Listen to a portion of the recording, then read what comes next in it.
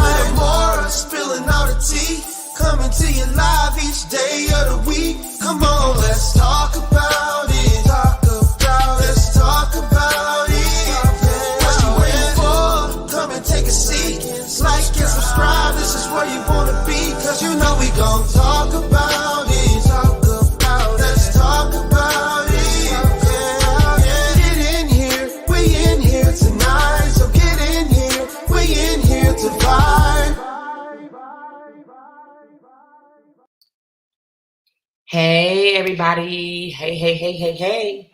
Happy Monday.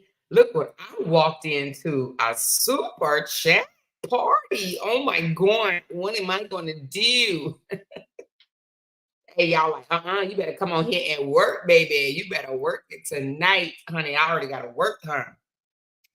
Thank y'all so very much. Oh my God. Thank you. I appreciate that so very much. Thank you.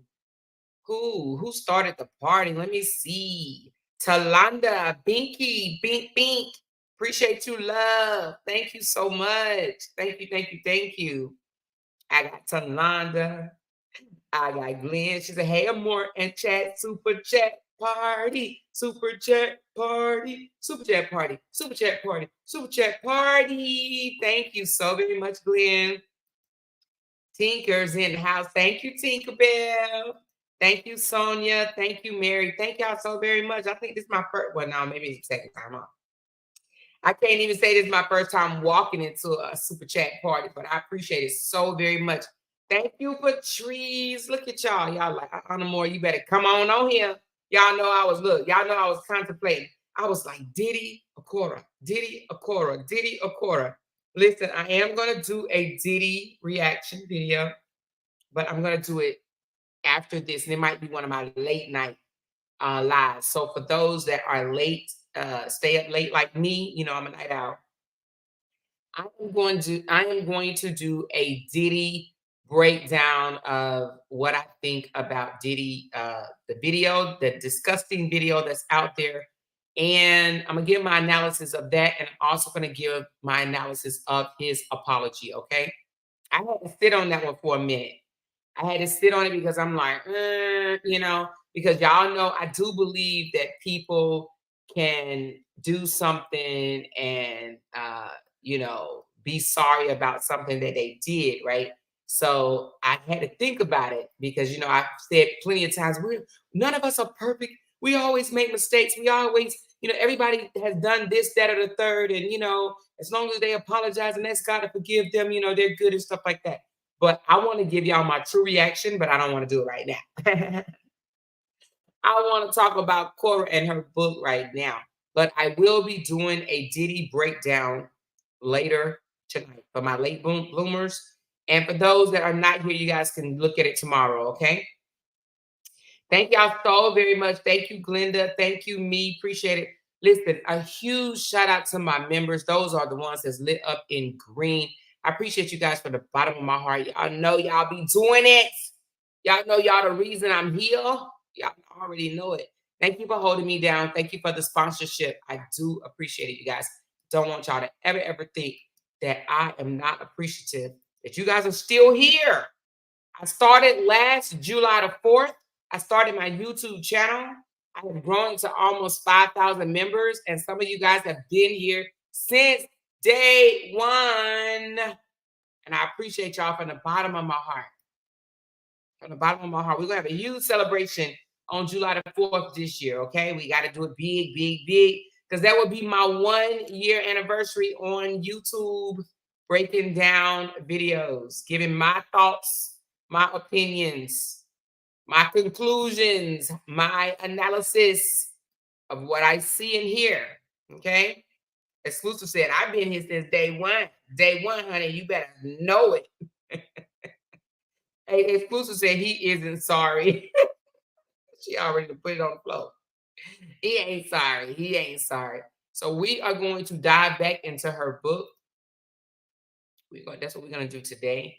I'm going to skip chapter 1 because basically she just tells that she's a princess of how she became a princess, you know, because over in Nigeria, you know, her father is they are in the royal family, and she is actually a princess in her country. So that further, I should let you guys hear it actually. That further tells you that Korra she didn't come to America as a nobody, okay?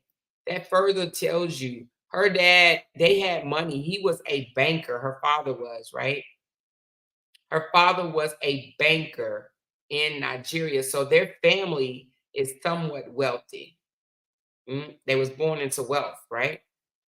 So she wasn't no nobody. She wasn't living in poverty. And she says it plenty of times like, look, dude, you met me in China.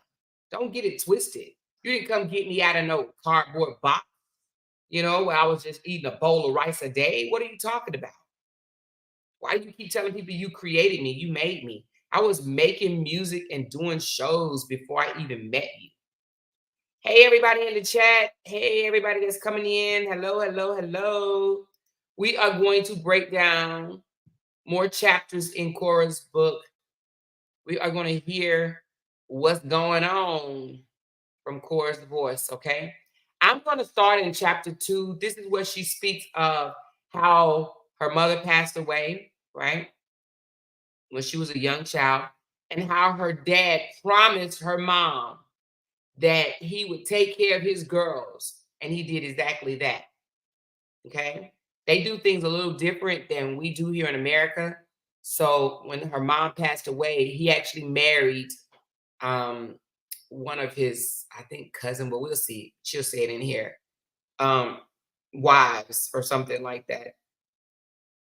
I don't know if it was a cousin or we'll see who it was. But took care of his girls so much that he would go in at night and kill the mosquitoes. And you would hear how Justin Dean has taken that one remark of her saying that her father would come in and kill the mosquitoes at night because he was so overprotective of his girls. He didn't want them to get bit by mosquitoes. You would hear how Justin took that and turned it to bad to try to smear her name. That's the only thing I could think of. Hey, Royal D. Hey, Lisa. I see you guys. I see you guys.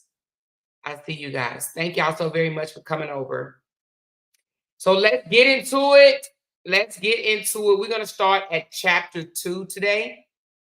And we're going to hear from Korra's voice. Y'all ready? Let me know. Hit that thumbs up button. That's right. Thank you, me. She said 40 people need to hit that thumbs up button. I love it. Look, look at me. She said, oh, let me put my disclaimer on right quick. I'm going to scroll across the bottom. This disclaimer is basically saying what I'm saying out of my mouth is based on my opinion and my opinion only. I'm definitely not in the mood to be trying to defame nobody because I ain't trying to go to court. My money ain't long like that. Not yet anyway. Give me a few more years. But the purpose of these videos are for criticism, comments, news reporting, teaching, scholarships, and research. Fair use is permitted based on the Fair Use Act covered up under Section 107 of Copyright Act of 1976, okay? That is what it says. It says that I can use this material as long as I'm giving my comments, news reporting, teaching, scholarships, research for my comments about it, okay? Here we go. Let's go. This is day 2 of breaking down Korra's words that she wrote. And she wrote this book, you guys, because let me just say this right quick before I get into it. When Justin and Korra was getting ready to get a divorce, Korra begged Justin not to bring it public, okay? She said, let's handle this privately. Let's go down to the courthouse. Let's do this quietly. Let's get this over with. Let's raise our girls in peace. You go your way, I go mine. Let's not bring it to the public. He says, no, I'm bringing it to the public. I want them to know what type of person you are. She said, please, I beg of you. I beg of you. Let's keep it between us. Korra begged. Please don't smear my family name, please. Let's just keep it. Actually, she begged to stay in a marriage and work on it. He says no. Then she says, let's just go ahead and go to the courthouse, get a divorce, right? Because they went to the courthouse and got married here in America, right? She said, let's get a divorce, but let's do it quietly. Let's not put our business out there for social media. He says, no, I'm putting it out. She says, please don't, Justin, please don't. He did it anyway. And even though he came forward and smeared her name, told everybody he was divorcing his narcissist. He called her a narcissist, you guys. He said he's divorcing his narcissistic wife, right? He said that she was bipolar narcissist, cheating. He said that she slept with this person, that person, that person. He smeared her name before Korra even came out and said one word, okay? And when Korra did come out and speak, the very first time, I want y'all to see that video actually. The very first time Korra ever came out and say anything about what's going on in her marriage after he was just constantly tearing her apart, tearing her apart, tearing her apart. He took $5,000 from her account, and that's when she said, enough is enough. That's when Kora came out, okay? Kora allowed this man to just say whatever, do whatever he wanted to do until that day. That's when she said, I can't. I can no longer, in good conscience, just sit back and be quiet. And she came out and told the world that he stole $5,000 from her account, from her and the girls, right? She gave him, like, I think till a certain time of the day to get it back. She said, you better put that money back or I'm going to tell it all. I'm going to put it on the floor. I'm going to tell everything. I'm going to tell how you abused me. I'm going to tell it all. Justin, you better put that money back. And guess what he did? He put the money back, you guys. And then he came out and said, oh, guys, it was a mistake. I transferred the money by accident. I didn't even mean to do it. It was an accident that I transferred $5,000. See what happened? She actually transferred the money to their joint account by mistake. He saw it in the joint account and said, oh, let me take this $5,000 so she won't have this. So he took the $5,000 and moved it from the joint account to his personal account. She asked him, please, Justin, put this money back. He said, I'll put it back when you give me my gold. She said, gold? What are you talking about? I don't have no gold of yours. Put this money back, Justin.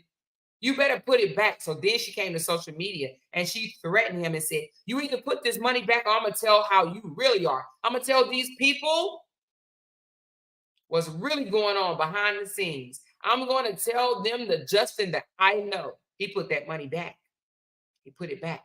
Then he came out and fed the public bullshit. You know what I mean? That's what he did. So she didn't even talk. She was letting him smear her name. People were starting to believe him. He got a lot of leeway on her because she wasn't talking. She refused to speak about their dirty laundry until he pushed her to. He was smearing her name all over social media before Kora even said one word. Kora wouldn't even address it. Kora was on her page talking about wash, Kora's kitchen, Kora's kitchen, Kora's kitchen. She wouldn't even speak of her marriage until he forced her to. So to hear Justin say over and over and over and over and over, she better shut her mouth. And that she's out here trying to start a smear campaign and this, that, and the other. Everything that he says is because that's what he did. He did it. He brought this out here. He smeared her name. He brung their dirty laundry to social media for months before she ever said anything, before she even defended herself. And now he's begging for her to shut her mouth. He hates that she wrote that book. He even said he's going to sue her for it and said he's going to make millions from suing her for defamation. But the book has been out for over a year, and guess what? He hasn't sued her yet. The release date of the book was May the 8th of 2023. She uses his name in the book as Mr. I don't know if she said Mr. JD or Mr. Justin. I think she said Mr. J. Yeah, she says Mr. J. He hasn't sued her yet, right? Because the burden on him would be to prove that what she's saying is not true. Okay? So when you file for defamation against someone, it is your job to prove what someone is saying is not true. Okay? So don't believe people when they say, oh, I'm filing for defamation. I'm filing for defamation. Okay, well, good luck. Good luck. Because you have to prove that what she or the person saying about you is untrue. All right, let's start at chapter 2, you guys. Make sure you have something to drink. Make sure you are comfortable. Let me read this chat right here that Tinker's put. Thank you, Tinker. She says, set off in the chats, y'all. Set it off in the chat, y'all. Set it off, set it off, set it off. Super chat party. Thank you, Tinkerbell. I love you and I appreciate you. All right, here we go. Chapter 2. Get comfy, you guys. These are Kora's words. Here we go. Chapter 2, Trauma Kid, where it all started. I had a lesson teacher, Uncle Francis. Uncle Francis was my common entrance tutor. He was supposed to be my guide to make sure that I passed all the examinations that I needed to ace to go to secondary school in Nigeria. Uncle Francis taught me from the Ugo. If I was doing well, I got a praise. If I was doing badly, I got a spanking on my hand. We used to have lessons on my dining table. One fateful day, towards the end of our time together, Uncle Francis told me to stand up. I thought he was just going to reprimand me for a question I had missed. I was afraid. I got up. He got up too. This is weird. Uncle Francis was weird. We all knew that, but this time, something was different. He came close to me, very uncomfortably close to me. He told me to hold on to the dining chair, so I did. He inched behind me and started to thrust. He started slowly and then proceeded to briskly dry hump me so roughly. Then he stopped. I turned around and took a peek and saw a puddle of foam on his trousers. He moved away, instructed me to sit down, leaned in and whispered, "Tell anyone and I'll kill you." He left. He continued to do this for a few months, dry humping me after every single lesson. I wasn't too young to know what was going on, but I was too afraid to tell anyone of my very strict, holy parents or my very unique, quick to report for favor sisters. I didn't want them to be disappointed in me.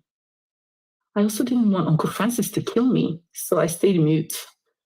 The exam came, I passed, and Uncle Francis stopped coming over. I erased it from my memory. Erasing was easier to do than talking. I was 10 years old. Lesson learned at this age is that if I endured long enough and kept quiet through anything, it will eventually pass. In therapy, I found that this is the most toxic lesson a child can learn. And learning to stand up for your truth while giving room for expression is all I can truly pass on to my daughters. With my mom's death came a radical shift in my life. We started to do poorly in school, and our mother, who was the disciplinary figure of the family, had passed on. I was determined to keep doing well. It broke my father's heart to see us not excelling as much with my mother's absence. Couldn't stand the grief on his face when he saw my report card. I began to try hard at school on my own.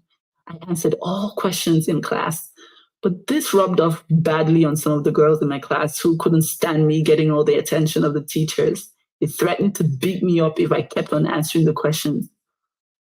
I didn't stop.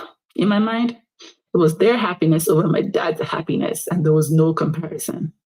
So one day, they trailed me all the way home, cussing and yelling horrible insults behind me. I didn't dare look back at them. I caught a glimpse of them. She was my next door neighbor, Turayo. She was the leader of the pack.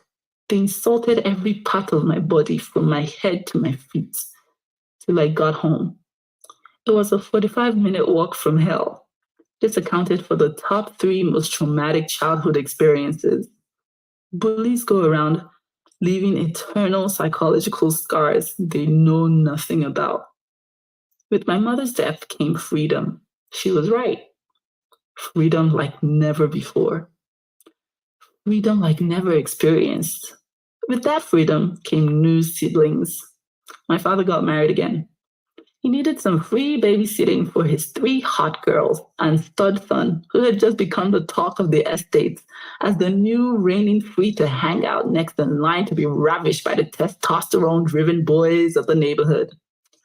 My father got married to his elder brother's wife, who was deceased. I am from the Obidi family, a royal family. It is customary that when a brother dies and he has a brother alive, who also has a deceased wife. It is okay to have both families joined in holy matrimony. My mother had just died, but it was a necessary alliance as we were three young girls who were at vulnerable ages and needed a mother's guidance. My cousins became my step siblings. Weird, I know. It wasn't long after the families merged that I began to feel the shift in the family dynamic. The new mother was good to us. She was very religious and she had two sons who lived with her at the time. To the best of my knowledge, I think she loved my father. However, she resented the love my father so shamelessly proclaimed on his kids. You see, on my mother's deathbed, she had instructed my dad to take care of their kids. My dad had done just that, and sometimes he took it overboard. As a 19-year-old, I sometimes woke up to the sound of my father in my bedroom, killing mosquitoes that tried to feast on me at night. My dad's love was palpable. So now, did y'all just hear that? First of all, she goes on to talk about how she was at 10 years old. She was molested basically by her uncle. He dry humped her for months, right?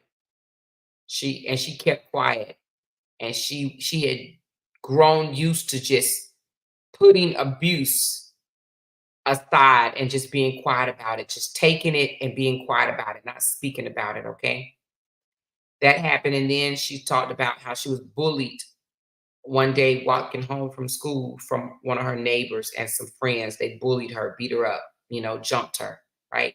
So she's just showing how she took abuse, she put it somewhere in the back lobe of her brain and just left it there, right? And didn't bring it up, didn't talk about it, didn't deal with it, just left it there, just moved on, right?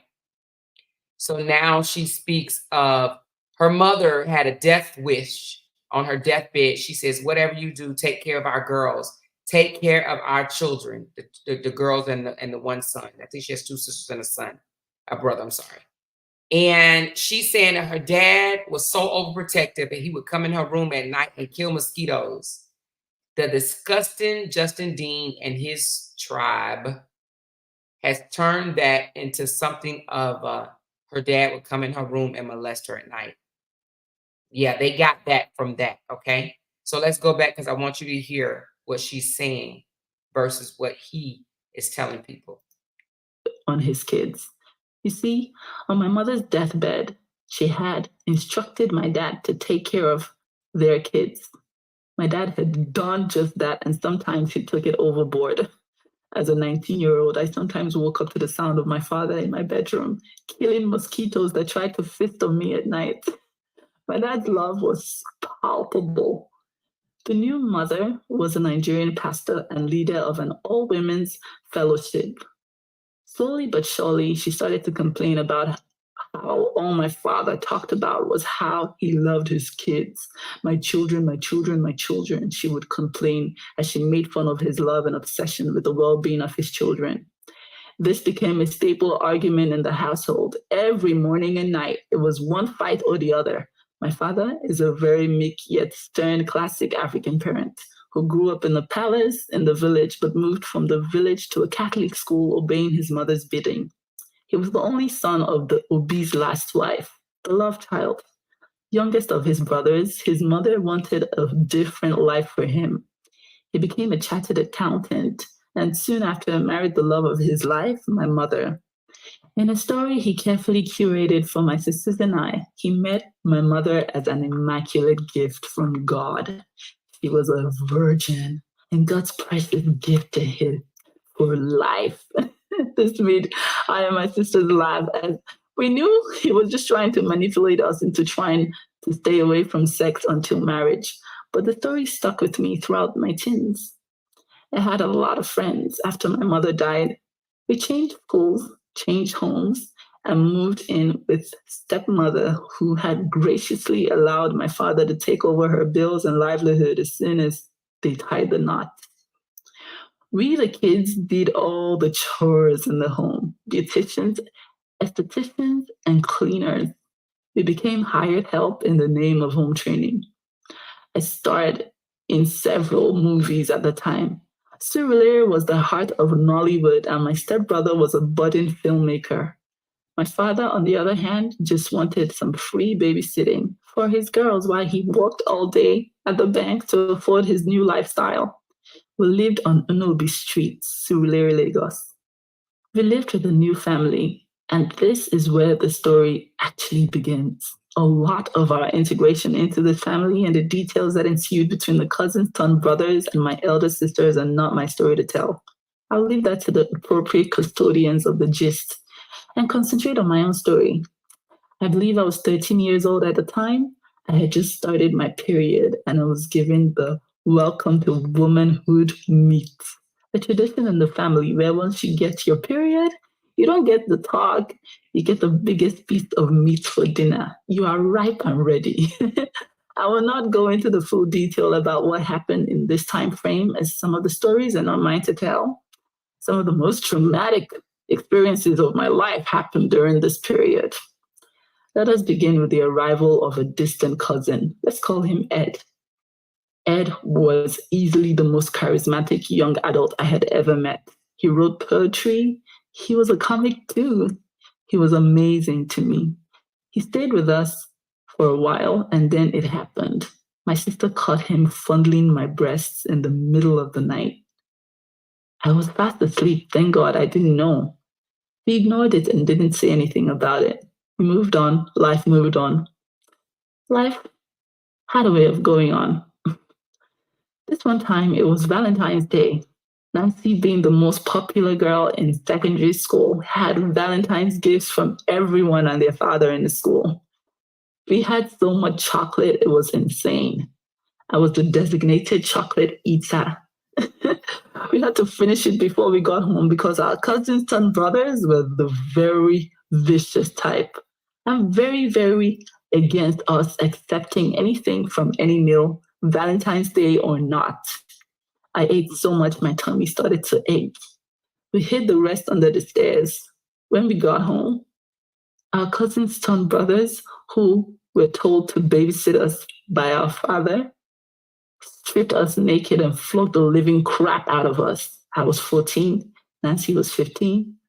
Now I'm in therapy, I realize that single humiliation meted on us by men put in charge to protect us was one of the reasons I got into an abusive marriage in the first place.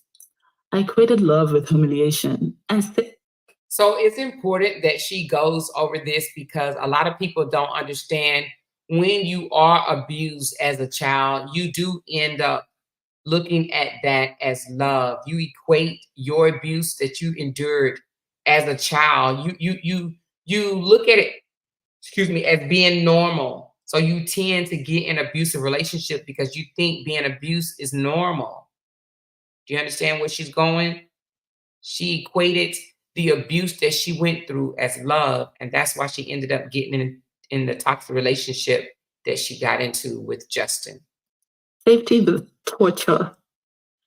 The formative years of any child from 12 to 20 are very important for the psychological well-being of that child. Be careful what you subject your offspring. Now, let me just stop here for a moment. As we hear the words of Korra, does Korra sound like a mental patient to you? Does Korra sound like she is bipolar, schizophrenic, or any of the things that they say she is crazy? Does this sound like a girl that needs to be mental, institutionalized, or medicated? As he said, she needs to take her medicine. She needs to be on her medicine. Does she sound like she needs to be on medicine? Or does Justin Dean sound like he needs to be on medicine? The way he spews out the bitterness that comes out of his mouth as he talks about her on a daily. Yeah, I think that we both agree. He's the one sound like he needs to be medicated, not her. Bring to name of home training. My new wife had an opinion at what time I had to be home. After weeks of verbally inciting my father to discipline me as I was getting spoiled under her roof, one day I had an ushering job that took longer than I thought it would. I made sure to tell my dad. Going to be a little late, Dad, I texted, but no reply. That's weird. He always replied. I showed up at the house at about 10:30. As I walked into the house, I got a punch on my stomach that sent me straight to the ground. My father had hit me. He proceeded to kick me several times on the floor. I felt like a robber that had just been caught stealing. I had to run for cover. What had gotten over him? He had never touched me before. He accused me of the worst things, prostitution, amongst other things. I couldn't believe he had no trust in me. I thought he knew me better than that. I resolved that I could never fully trust him after that. I left the house for Unilag, University of Lagos, as soon as I could manage, and I never came back. In retrospect, I think he was manipulated by his wife. He's still the best dad ever, just not Superman, like we all want our fathers to be. Just human like you and me, without. So right there, she explained how she came home late and her daddy wasn't having it. She was, you know, some of our parents, they say you better be in the house before the street light come on. She came in the house after the street light and he gave it to her. Okay. He gave it to her. She said that she feels like he was manipulated by his new wife, but he basically whooped her ass. Okay. For not coming home at the time she was supposed to, even though she texted and said she was going to be late. She got a spanking, a whooping in the way that the Nigerians whoop, I guess, because she said he beat her ass basically. Okay, so yeah, I thought I was playing that part.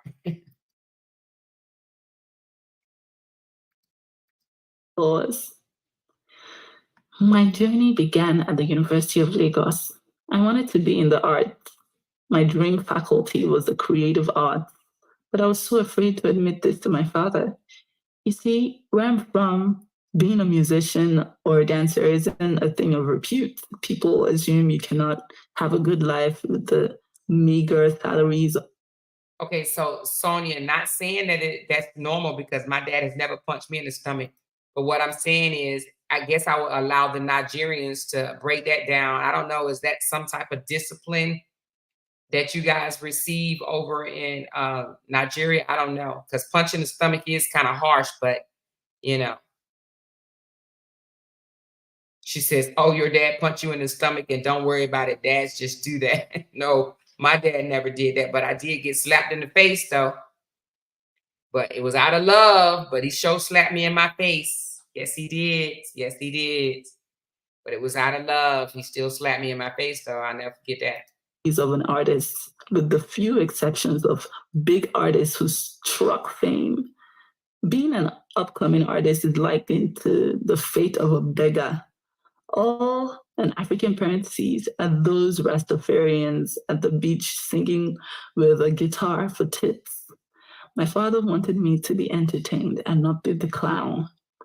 My first-hand encounters with musicians were dancing to the tune of the musicians who would come to our tent whenever we visited the beach to sing to us for some tips and donations. I'm glad you said that, Miss Sophia. I thought that, but I didn't want to come out and say it because, I don't know how to take it. But I've always heard that they were very harsh when it came to discipline and training their children. Okay. So, yeah, I've always heard that, never witnessed it firsthand, but I have heard that they was harsh. But I mean, some of our parents was harsh as well. Okay. I knew my father wanted more for me. He wanted me to study law or something more white collar and more related to a professional course. After having an amazing course score in JAM, an exam you needed to score high in to be admitted into the university, I chose the University of Lagos. I had heard many cool stories and was sure that this was the school for me. I very quickly got the shocker of my life on how tribalistic and unfair the intake process was, as there were a limited number of spots and so many students to tend to. I eventually got an admission into the University of Lagos, but it took my father pulling some serious strings, as I was not in the catchment area. Catchment area is another name for tribalism. I wanted to go to school that was in the West. I was from the Delta. I was not of the Yoruba tribe. And so I was not granted admission because my JAM score didn't meet the cutoff for non catchment states. Tribalism is huge in Nigeria. It is one. MB said that the JAM score is equal to the SAT in America. So her JAM score, her SAT wasn't high enough, is what she's saying. Is one of the factors responsible for the dilapidated nature of some sectors of the country. One could be the best and the most competent at a job, but that job will be given to a less competent person just because of tribe affiliation. Favoritism based solely off of a tribe is a norm. Admission. So what I think she's saying here, and y'all can correct me if I'm wrong, like they work off a tribe. It's like tribalism over there, to where if you belong to a certain tribe, you receive the perks, right? The good jobs, the good education. You know, you're looked at as above other people if you belong to a certain tribe, and if you don't belong to that certain tribe, you don't get the perks and the freebies and the basically you don't get to do certain things if you don't belong to certain tribes. Am I correct on that? That's what I've always heard, that it was definitely about a tribe, based on tribalism. Into the University of Lagos symbolized freedom. Coming from a military secondary school and graduating as best art student, I thought University of Lagos would be a breeze. It wasn't. In my first semester, I finished with a 0.64 CGPA. This was equivalent to graduating with a third class. I was immediately jolted back to reality after seeing that result. I was shocked. I made a deal with God. I told him, if I never copied off anyone and never cheated in any of the exams, he will have to give me a first class or at least second class upper. We made this pact and we signed it in prayer. And so began my deal-making relationship with the Creator. True to the deal, I graduated with honors. Let's call him Big G. Big G and I had an understanding.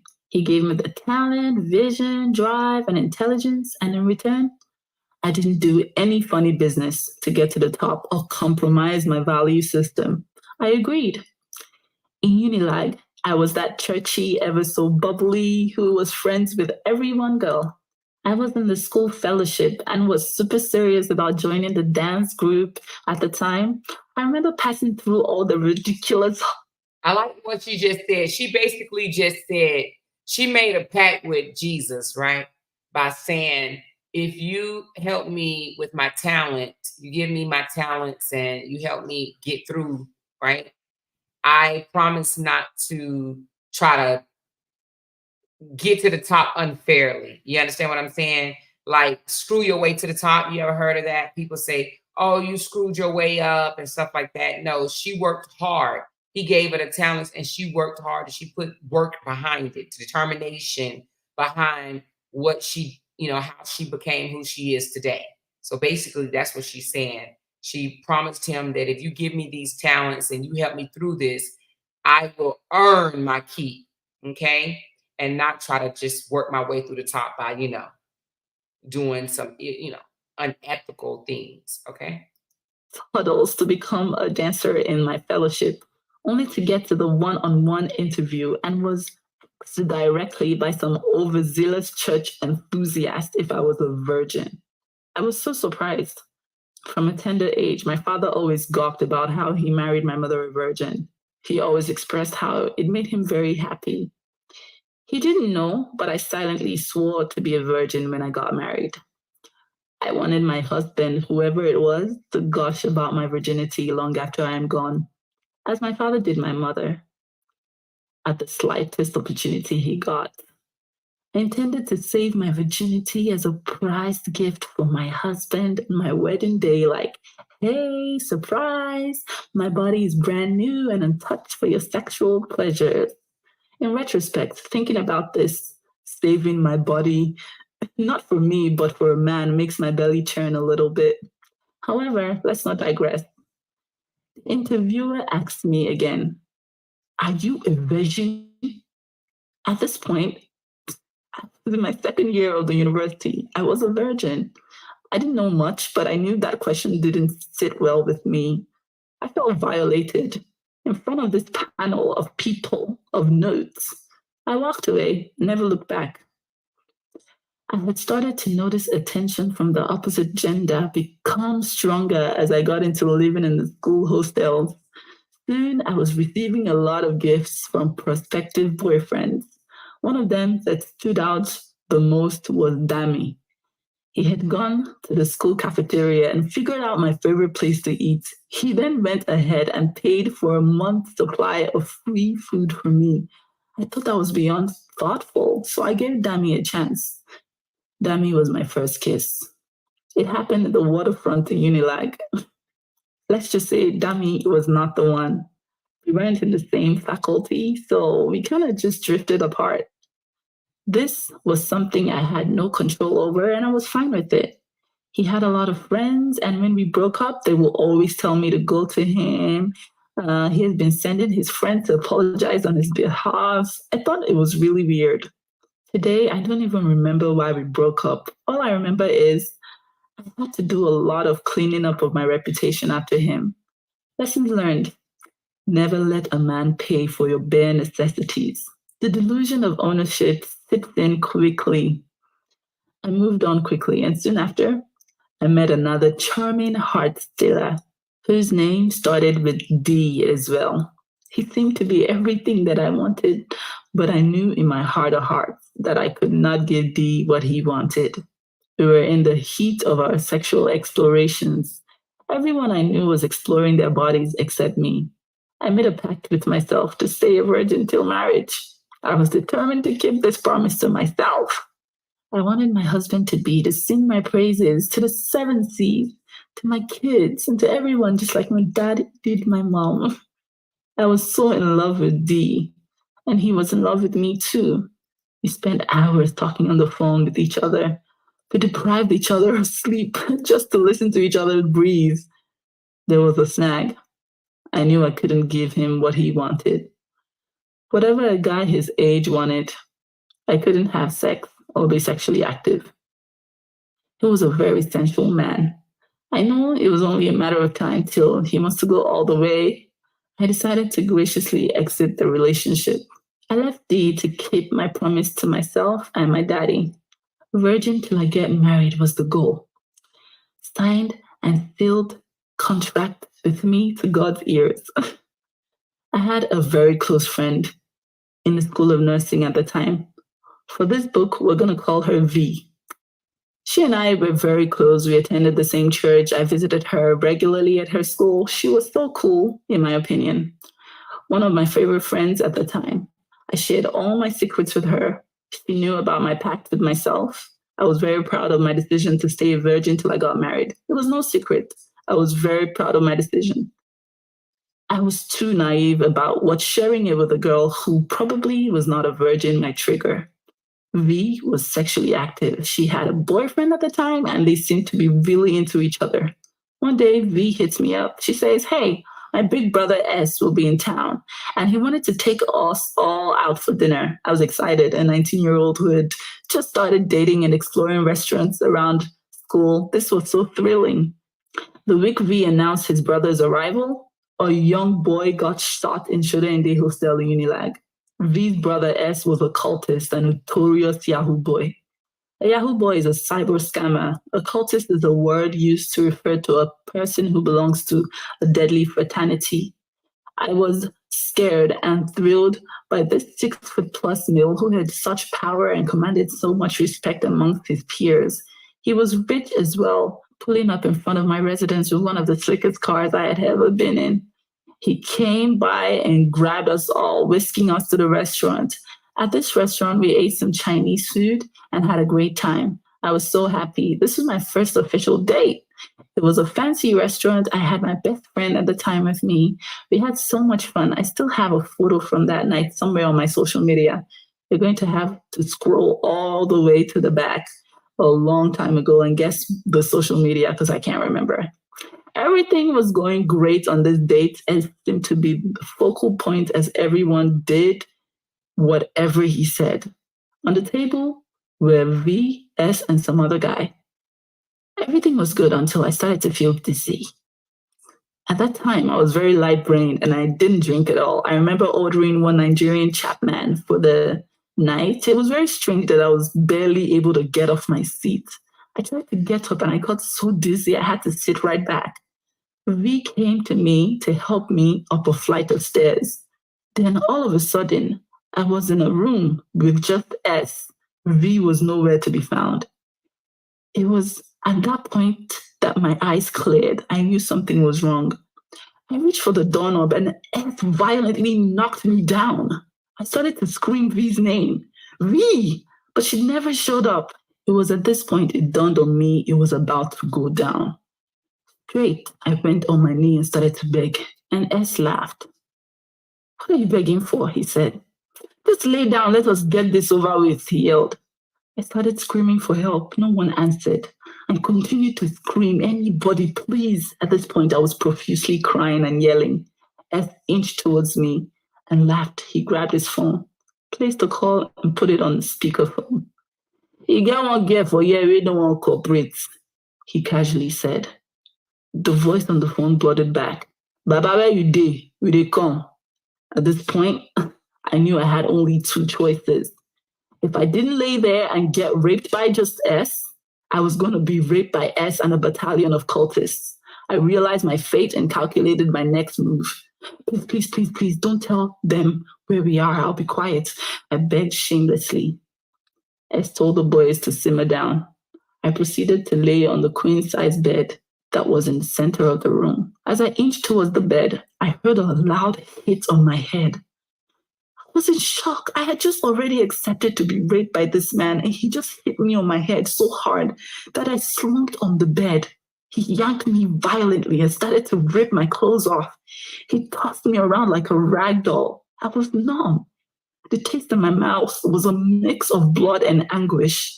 The tears began to flow. I couldn't stop it. Right then, all the promises I made to myself and my dad were being violently broken by a man I barely knew for a plate of Chinese rice and Chapman. The betrayer V, who had carted me over to her heinous sibling, was nowhere to be found. He pounced on me, his giant frame hovering over me.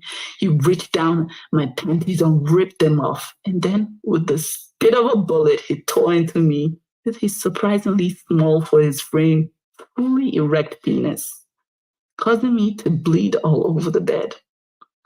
I let out a cry of pain, which he proceeded to cover with his huge arm.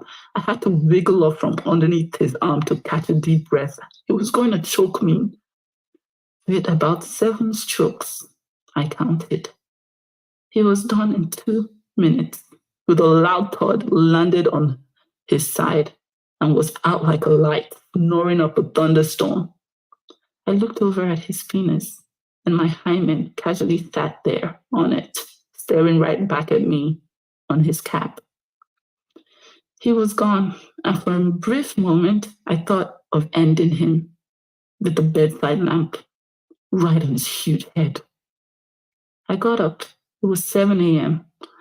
I picked up my torn undies and my phone and left the room. Walked outside and saw the cleaning staff right there. The Chinese restaurant was located in the hotel where they had been lodging. I had no idea. In my mind, I just wanted to ask, why didn't you help me? Why didn't you call the authorities? But instead, in shame, I snuck out. Hardwired in me was the fact that if I was molested, it was my fault. As a disvirgin, my value had dropped. Who was I to question anyone? The entire thing was planned by my so-called best friend V, who I carelessly bragged about my virginity to. It was a 10-minute walk from the University of Lagos gate. Her friend set her up because she was a virgin.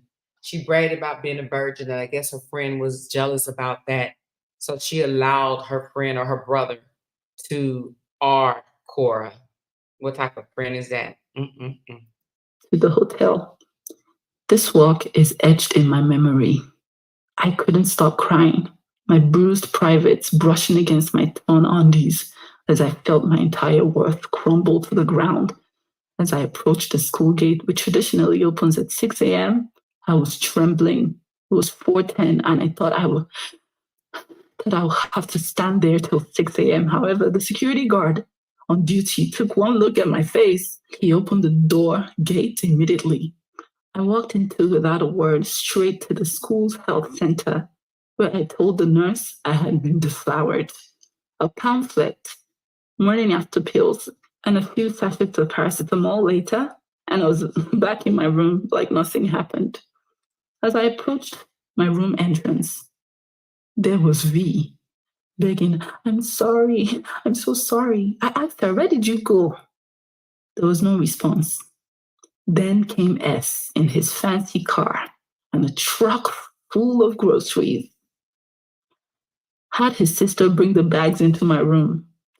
All this made me laugh. I was so confused. Why are you gifting me all these hours after you violently raped me? While his sister listened in on our conversation. He begged for my audience, which I granted. He said he wanted to know if I was angry, that he thought his sister was lying when she had told him I was a virgin. I just sat and listened in silence. He bought me a BlackBerry phone days after and was asking to be my boyfriend. My rapist becoming my boyfriend was sick. But a part of me was wondering, well, he has already taken the best part of me anyway. According to what my society dictated, he might as well just take it all. In this twisted, unfortunate turn of events, it never occurred to me to tell anyone, let anyone go public with it. I could never. I would have been viewed as damaged goods, probably never get married and be vilified and judged by every soul as the girl who got raped. After weeks of gifts from S and incessant apologies from V, I decided to never tell anyone. I shaved my head, cut ties, and began a new chapter. I started to learn self-defense, got serious with my dancing, got vicious with my music, and never looked back. I kept trying to be my boyfriend. This was so freaking weird. I entertained the idea for a little bit. In my mind, my dad had wanted me to be married to the taker of my virginity. In my case, it just happened to be a serial rapist murderer who was very fetish. I knew this because he came one day after whatever he did for his job and told me that his priest, a fortune teller, had told him I was going to be very famous. I shrugged. To be honest, I was numb. At this point, I didn't feel anything. I couldn't stomach nursing a relationship with this man, and my time with this man was a blur. I think my brain has erased it. In my quest to never be that vulnerable again, I found capoeira, and I was named Kora, the one who could do all. In my holder, everyone called me Kora, and it stuck. Korra was born. Chukwufunaya could take a back seat for Korra to take over, and Korra did. When I was young, I watched Shakira's music video for Whenever. So for those that didn't know, her real name is not Korra, it's Chikufunaya. Chikufunaya Anita now Obidi. Chikufunaya. I just didn't know how to pronounce it, but now I do. Chikufunaya.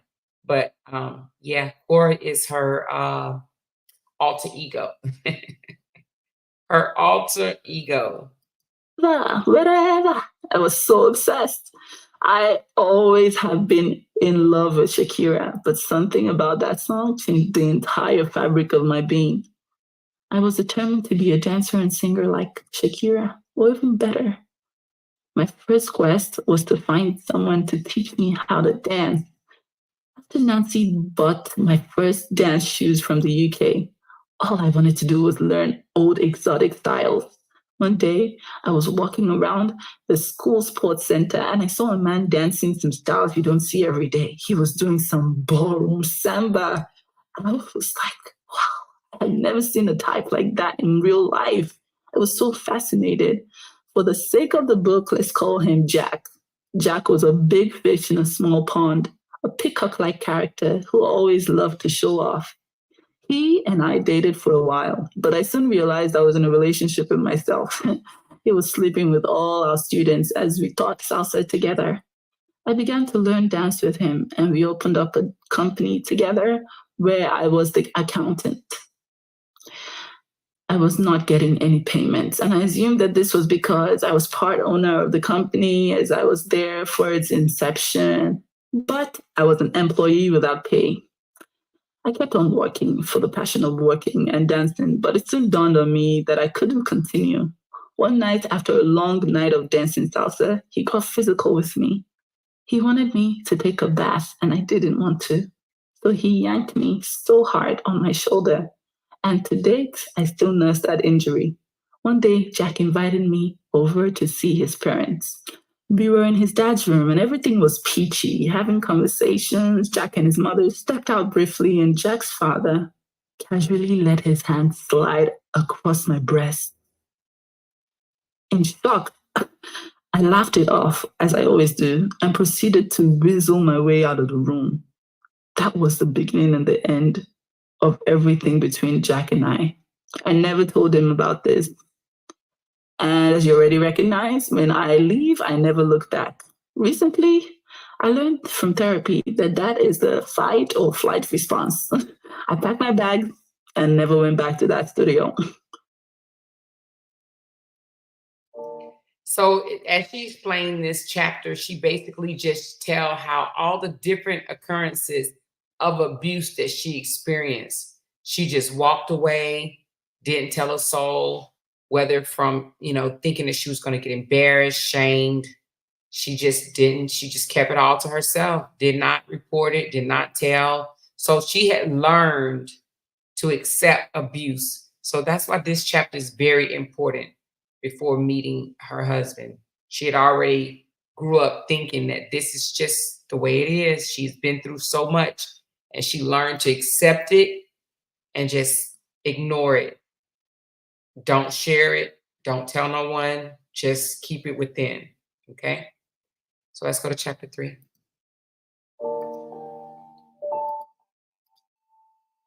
Chapter 3, Shady Opportunities.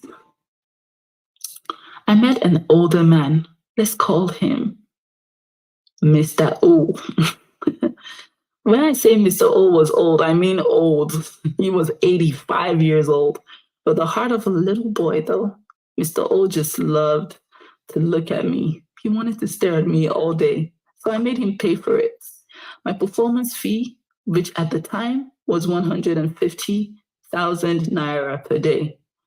I would go over to his house filled with an armed security detail and dance and sing to him. He was so happy when I danced. He told me to make sure to never dance for free. Mr. O was so amazing until when he started to be creepy. I got a call from one of his staff telling me to show up at the airport. I showed up at the airport in hand with passport. And next thing, I was in a flight to Dubai, a first-class flight, by the way. I began to travel with Mr. O. I always insisted on my room, even though I knew I could end Mr. O with a single galoppante if I felt threatened. Things were great, and I was happy to be a happy travel companion with no strings attached to my naivety. But as you know, nothing goes for nothing. One day in Lusaka, Zambia, an armed security detail comes over to my room and knocks hard. Boom, boom, boom. It's 11 p.m. and I use the peephole. Who's there? I blurt out. The chief wants to see you in his room, he returns. I smiled to myself. I knew this day was coming. I'm coming, I replied. Then proceeded to double lock the doors and tuck myself in nice and tight in my blanket. This sent Mr. O a clear message he didn't like. We came back to Lagos, Nigeria, on a flight, and he made sure that I flew economy to get the disappointment across. I was just so happy to have toured as much as I did with Mr. O. I was not getting booked for performances, as word on the street was I didn't put out. I was a cock tease that never went all the way. I was getting really broke. I decided to attempt to begin to travel alone. No security or first-class ticket, My first stop was Dubai. I shopped for gigs and auditioned. Wasn't long before I started to dance. I belly danced at the marina with a bunch of beautiful women from various countries. It was indeed an honor. My music began to take off, and before I knew it, I was performing at the Burj Al Arab, then for the Sultan of Muscat, and then back to Dubai for some belly dancing. I was getting famous. Mr. O shows up in Dubai and leaves me with the biggest tip I have ever received till date. He then proceeded to fly me to Oman, a small city in the Middle East, where I met the most powerful men I have ever met to date. I performed my music. All of this made me very grateful to Mr. O. It wouldn't hurt to bring down some of my walls. I decided to go spend the night with Mr. O. To date, I don't know why I did that. Mr. O had a saying: every human has a price. Just make them an offer they cannot refuse. In retrospect, I guess it was just the first time a man had given so much to my craft without forcefully trying to take anything back. I'm in Mr. O's penthouse suite, enjoying the room service and all that it has to offer, stuffing it in my mouth as fast as I could, like a thief that was about to get caught. Mr. O turns to me.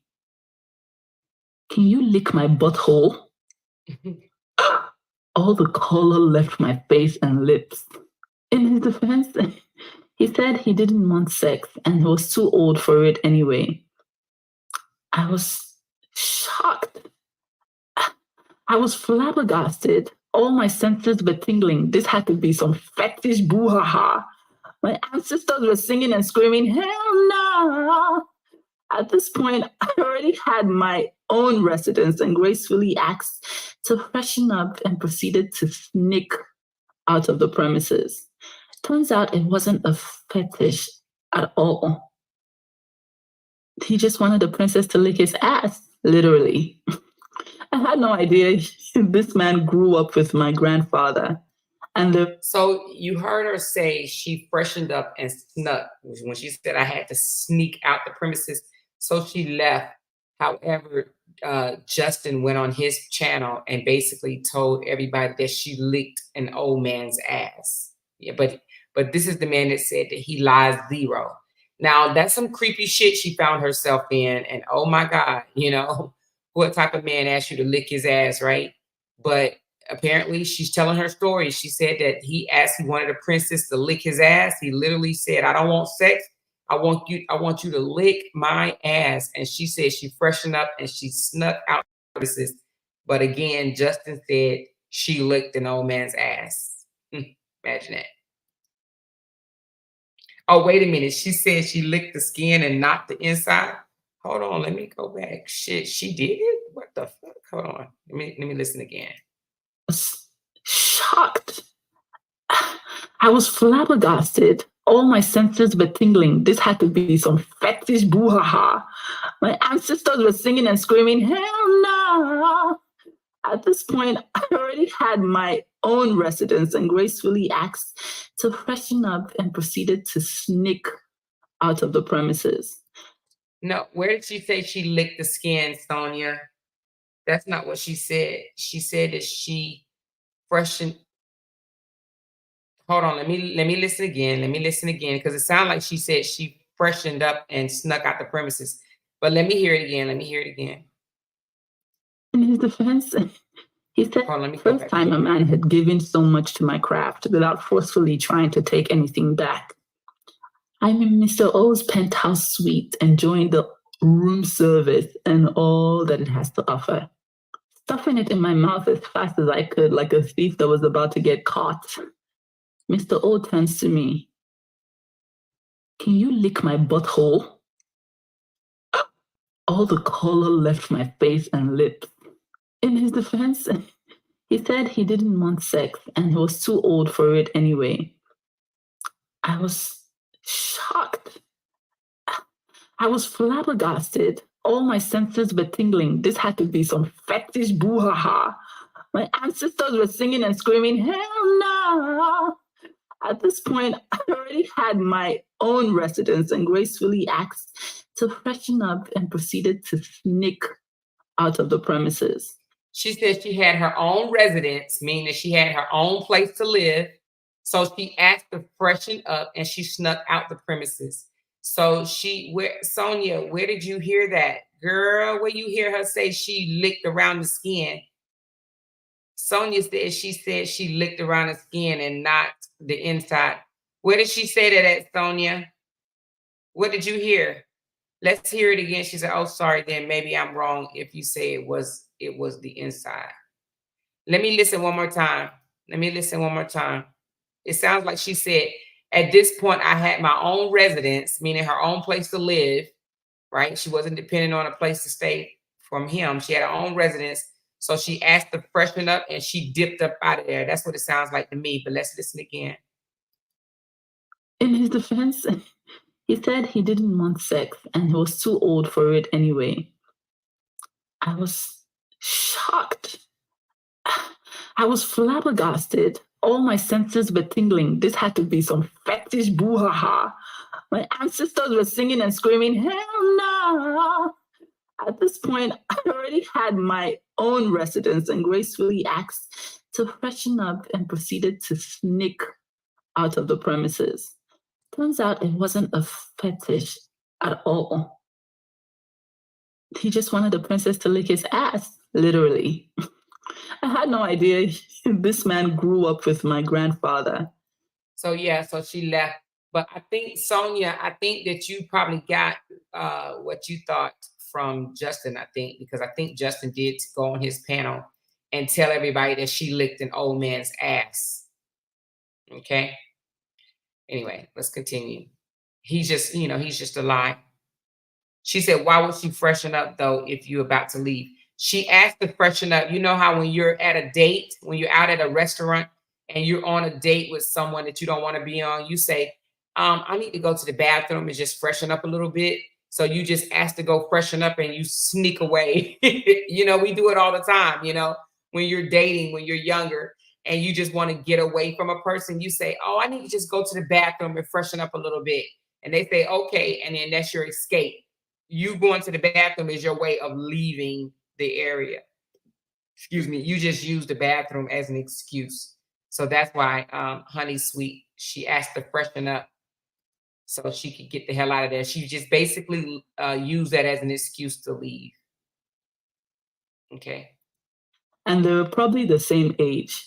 He felt the discrimination towards the royal family in the village. He, on the other hand, was a... Hey, Tamira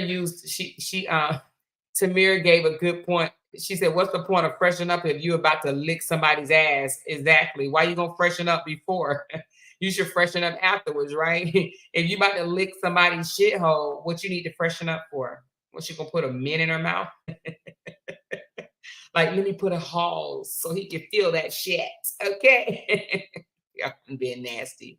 At this point, I already had my own residence and gracefully asked to freshen up and proceeded to sneak out of the premises. Turns out it wasn't a fetish at all. He just wanted the princess to lick his ass, literally. I had no idea this man grew up with my grandfather, and they were probably the same age. He felt the discrimination towards the royal family in the village. He, on the other hand, was a merchant who had rose to wealth through the work of his hands. I respected that about him, but he wanted to pay for some bloodline royalty to lick his Iki, aka Nyash. So that happened. We move. Deciding to do music in Nigeria as a young woman means that you're now the national cake and everyone wants a piece. Promises to make me a star in exchange for sexual favors were regular Tuesday morning for me at the time. This one time, I went to a notable radio station, somewhere in Lekki Phase 1, to promote my new release. The MD at the time shamelessly sent over a room number to a hotel nearby. It was so effortless to him. I think he was a pro. So many promises of fortune and fame in exchange for some sex. With every bid to promote my music, there was a roadblock of some sort. The trade-off, usually money or sex. I was not offering either, so I peaked at the point sheer talent could take you in Lagos, and the rest was man, no man. In Dubai, I had to undergo some racism, but my technique had always been to ignore, and it was working just fine. I was etching every day towards my dreams, and I was loving it. The only snag was I was not making as much money. It was hard for me to continue with the lifestyle of the rich and famous without actually being rich and famous. With only a bachelor's degree to my name, my family chimed in and ordered me to go do my master's in Shanghai. My university was in a not so popping province in Xinjiang. Not a lot of people spoke English, and I was so lonely. The culture shock was real. It was really hard to learn applied economics from non English speakers. There were no churches anywhere, and the ones I found were just designed for photo ops. I went in there one day and prayed for a husband. That night, I swiped right on Mr. J on Tinder. The only place I could find English speakers. My friends all wanted to be in Shanghai. Mr. J had a nice loft in Shanghai. We were young, wild, and free. We partied a lot. Shanghai had one of the best nightlife scenes in the world. There was a club called Mint with live sharks in the walls. I dropped out of my master's program and started to move from place to place, dancing with Mr. J and documenting it. The love was incredible. I had never felt anything like it. I was in complete awe of this man, and I couldn't believe how someone could show that much love. Couldn't be separated. It was incredible. We drank a little too much and sexed like crazed rabbits. But that was not a concern because we were enjoying every second of our lives together. He asked me to move in with him 2 weeks after meeting him. This was when the red flags popped. But I was too in love to care or notice. One night we had gone out partying. He complained about how I stared at black men a lot when I was with him. In my mind, I was thinking, I see a black man or woman once a month in Shanghai. That's a very rare find. Pardon me if I stare a little longer than I should at my kind. As we walked out, a Nubian man in all his glory tried to talk to me, disregarding the man with me. That was a little rude of him. I gracefully reminded him I had a man, squeezed Mr. J's hand for reassurance, and we walked out of the club. As soon as we got out, he called me a bitch, left me in front of the club, and started running into the night. Now, I don't know if you guys were paying attention, okay? She met Justin in Shanghai, right? They did a lot of partying. They did, she was really looking, she was bored. She was looking for somebody that spoke English. She met him on Tinder, dating website. They start hanging out, drinking a lot, having a lot of sex, and he would get upset if she looked at a black man, right? Anytime she looked at a black man, he would get upset. So they passed one, right, in a club. She said that the guy, I guess, tried to come on to her. She told him, no, I have a man. She clenched onto Justin's hands a little bit tighter to, give him reassurance, like, no, I'm with him, right? And when she got outside, what did he do? This is in China. This is before they're married. This is before they, he went to go stay with her in Nigeria. This is before he brought her to the US. He called her a bitch, right? Because she glanced at a black man. I'm going to take it back 30 seconds, okay? Here we go. Listen up. Pardon me if I stare a little longer than I should at my kind. As we walked out, a Nubian man in all his glory tried to talk to me, disregarding the man with me. That was a little rude of him. I gracefully reminded him I had a man, squeezed Mr. J's hand for reassurance, and we walked out of the club. As soon as we got out, he called me a bitch, left me in front of the club, and started running into the night. I was in utter shock. No one had ever called me that in my life, at least not to my face. I had to navigate Yangping Luo at 2 a.m. without any cash. Through the help of a good Samaritan, And not only did he call her a bitch, but he ran away. He left her. He literally left her. Yes, red flag number one. Korra should have never spoke to this man again. Okay? We got to teach our daughters better, you guys. We definitely have to teach our daughters better. Korra should have been red flag, and Korra should have left and to never return. Hey, Misha, she should have been done with him then. Boom, done. Not answer the phone again. She should have been done. Okay? Called her a bitch. Thankful for the survival Mandarin I had learned, I got to his apartment. He had my phone in his pocket and everything. Oh, and not only did he leave her, he took her phone. Damn. Shit. He took her phone. Wow. That's crazy.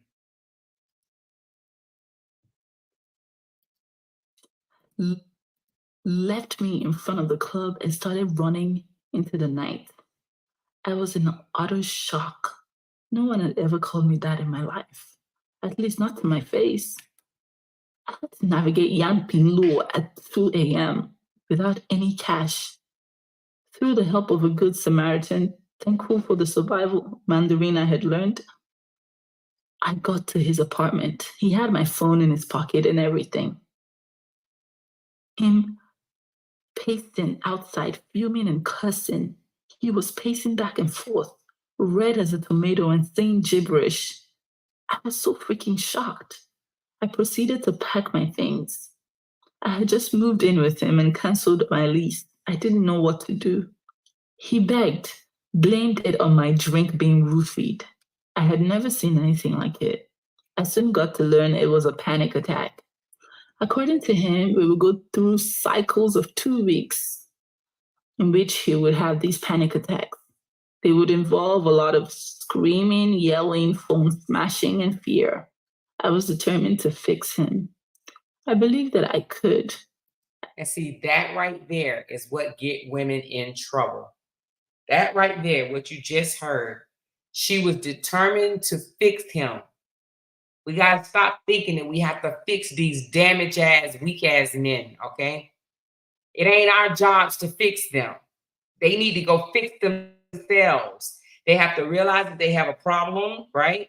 Because until they realize they have a problem, you can't fix them, okay? Because they don't think they're the problem. They think it's you. They say stuff like, you triggered me. You caused me to act like this. You make me do this. We have to stop thinking that we can fix broken men, okay? She said that it would go on in cycles. Like every 2 weeks, he would have what she calls a panic attack. Huh? He's having a panic attack where he gets to call me names and degrade me. That's a panic attack? No, he's damaged, okay? He's damaged goods. He needs to go work on fixing himself. And that's what someone should have told her. I was not in any way attracted to anyone but him, but he had his doubts and insecurities. I soon altogether stopped looking at Black people just to keep him comfortable. I did everything I could to avoid the rage. Yes, that happened. I stopped looking at Black people because my then boyfriend didn't like it. Mr. J came to Nigeria, killed the animals, met the elders, and married me traditionally. I am Obidi and of royal lineage. It was simple. He paid my bride price, which was $20 or 20 naira if he was Nigerian, because our people do not subscribe to the extortion of the groom or selling of the bride. It took 6 months to get to America.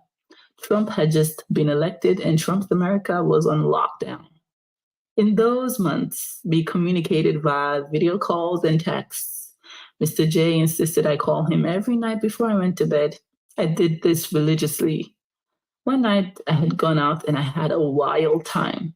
I forgot to call him, and he got so furious on the phone. He turned made red again, and this time called me a cunt.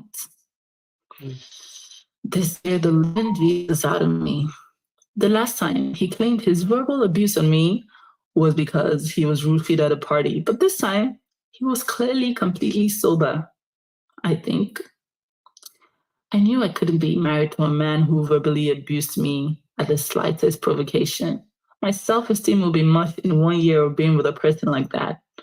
This man had already met my elders. What do I do? This time, I threatened him. If you call me that again, the wedding is off. It worked.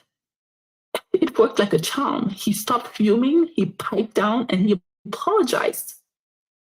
I was fighting for a change, and I believe I found a solution. We apologized to each other and continued our wait. That night, I couldn't sleep. Every part of my being felt like I had made a mistake with this man. He had become more and more controlling by the day. The persistent name calling wasn't something I was used to. I grew up with my community very loving towards me. I was so scared and upset at the same time. The American government was taking its sweet time, and I was getting impatient.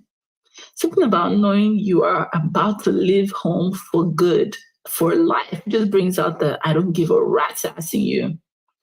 I was done, but at the same time, I was ready to explore everything I would be missing. I started to go out more often. I had just recently gone viral, and the fame, which I believe is the most intoxicating drug, had gotten in my head. I was out with celebrities, spent nights in private beach houses. I enjoyed my life with every single day of the week. I knew my days in Lagos were numbered, so I took advantage of that.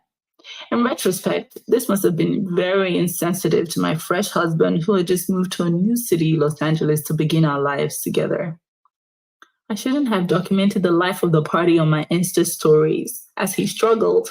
To be honest, I underestimated how hard it was to move to a new city in America. I was young and naive. It was 5 a.m. and Mr. J had demanded that I call every night before bed. This night, though, I didn't. I got carried away by the. Okay, here comes the juicy part. Listen, I have 270 people listening. I only have 145 likes. That's over 100 people that has not hit the thumbs up button. Please step out for just 1 second and hit the thumbs up, please. Thank you in advance. I'll give you time. Step out. I know sometimes we just jump in and we forget. It's okay. Hit the like button. And when you come back, tell me you did it. Say, I did it. Say, done, done, done. Let me know. We need these thumbs up. That's the only way YouTube is going to send your video out. When you have a lot of people on your stream and no one is liking it, YouTube thinks that no one wants to see it and they do not distribute it out, okay? It's very important that you hit the thumbs up. I see them going up. Thank you. I see them going up. I appreciate you guys. Thank you so much. Let me check it one more time. I see them going up. Let me get a few more. I'm at 188. She said, I subscribed and like. Thank you so much, Clouds. Appreciate you. And if you have not subscribed, please do so. And I appreciate you guys. Thank you, Art. Thank you, Cutesy. Let me check one more time. Let's get to 200. Let's get to 200. I need 10 more people. You're in here, so it can easily be done. I know I don't have 90 or 70 people or 90 people just watching. And even if you don't like me, just hit the thumbs up button for me. If you're going to listen, just hit the thumbs up for me. I need 10 more thumbs up. At least I have 277 in here. I need at least 200 likes, if not more. Still not 200, you guys. Come on, let's get there. Let's get there. Here's the juicy part. She's getting ready to talk about her affair. Now, before we move on, though, I by no means make excuses for Kora, and I'm definitely not making excuses for Kora for having an affair. But with her own words, you will hear her say, he was already abusive verbally to her before she even left to go to Nigeria, right? And then even in Nigeria, he was still abusive, which, he's crazy to be abusive in Nigeria around her entire family, right? He was abusive verbally in Nigeria.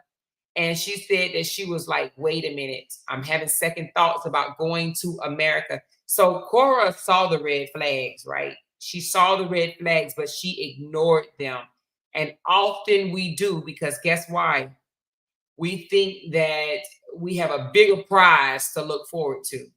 So she's looking at the opportunity of coming to America and living the American dream, right? That she ignored a lot of things that she should have taken heed to. And I think in the back of her mind, she knew she should not have moved forward with him. She knew that it was not a good thing. She knew it, but she wanted to check it out. She wanted to at least experience it. And you know what? I can't even blame her for that. You know what I mean?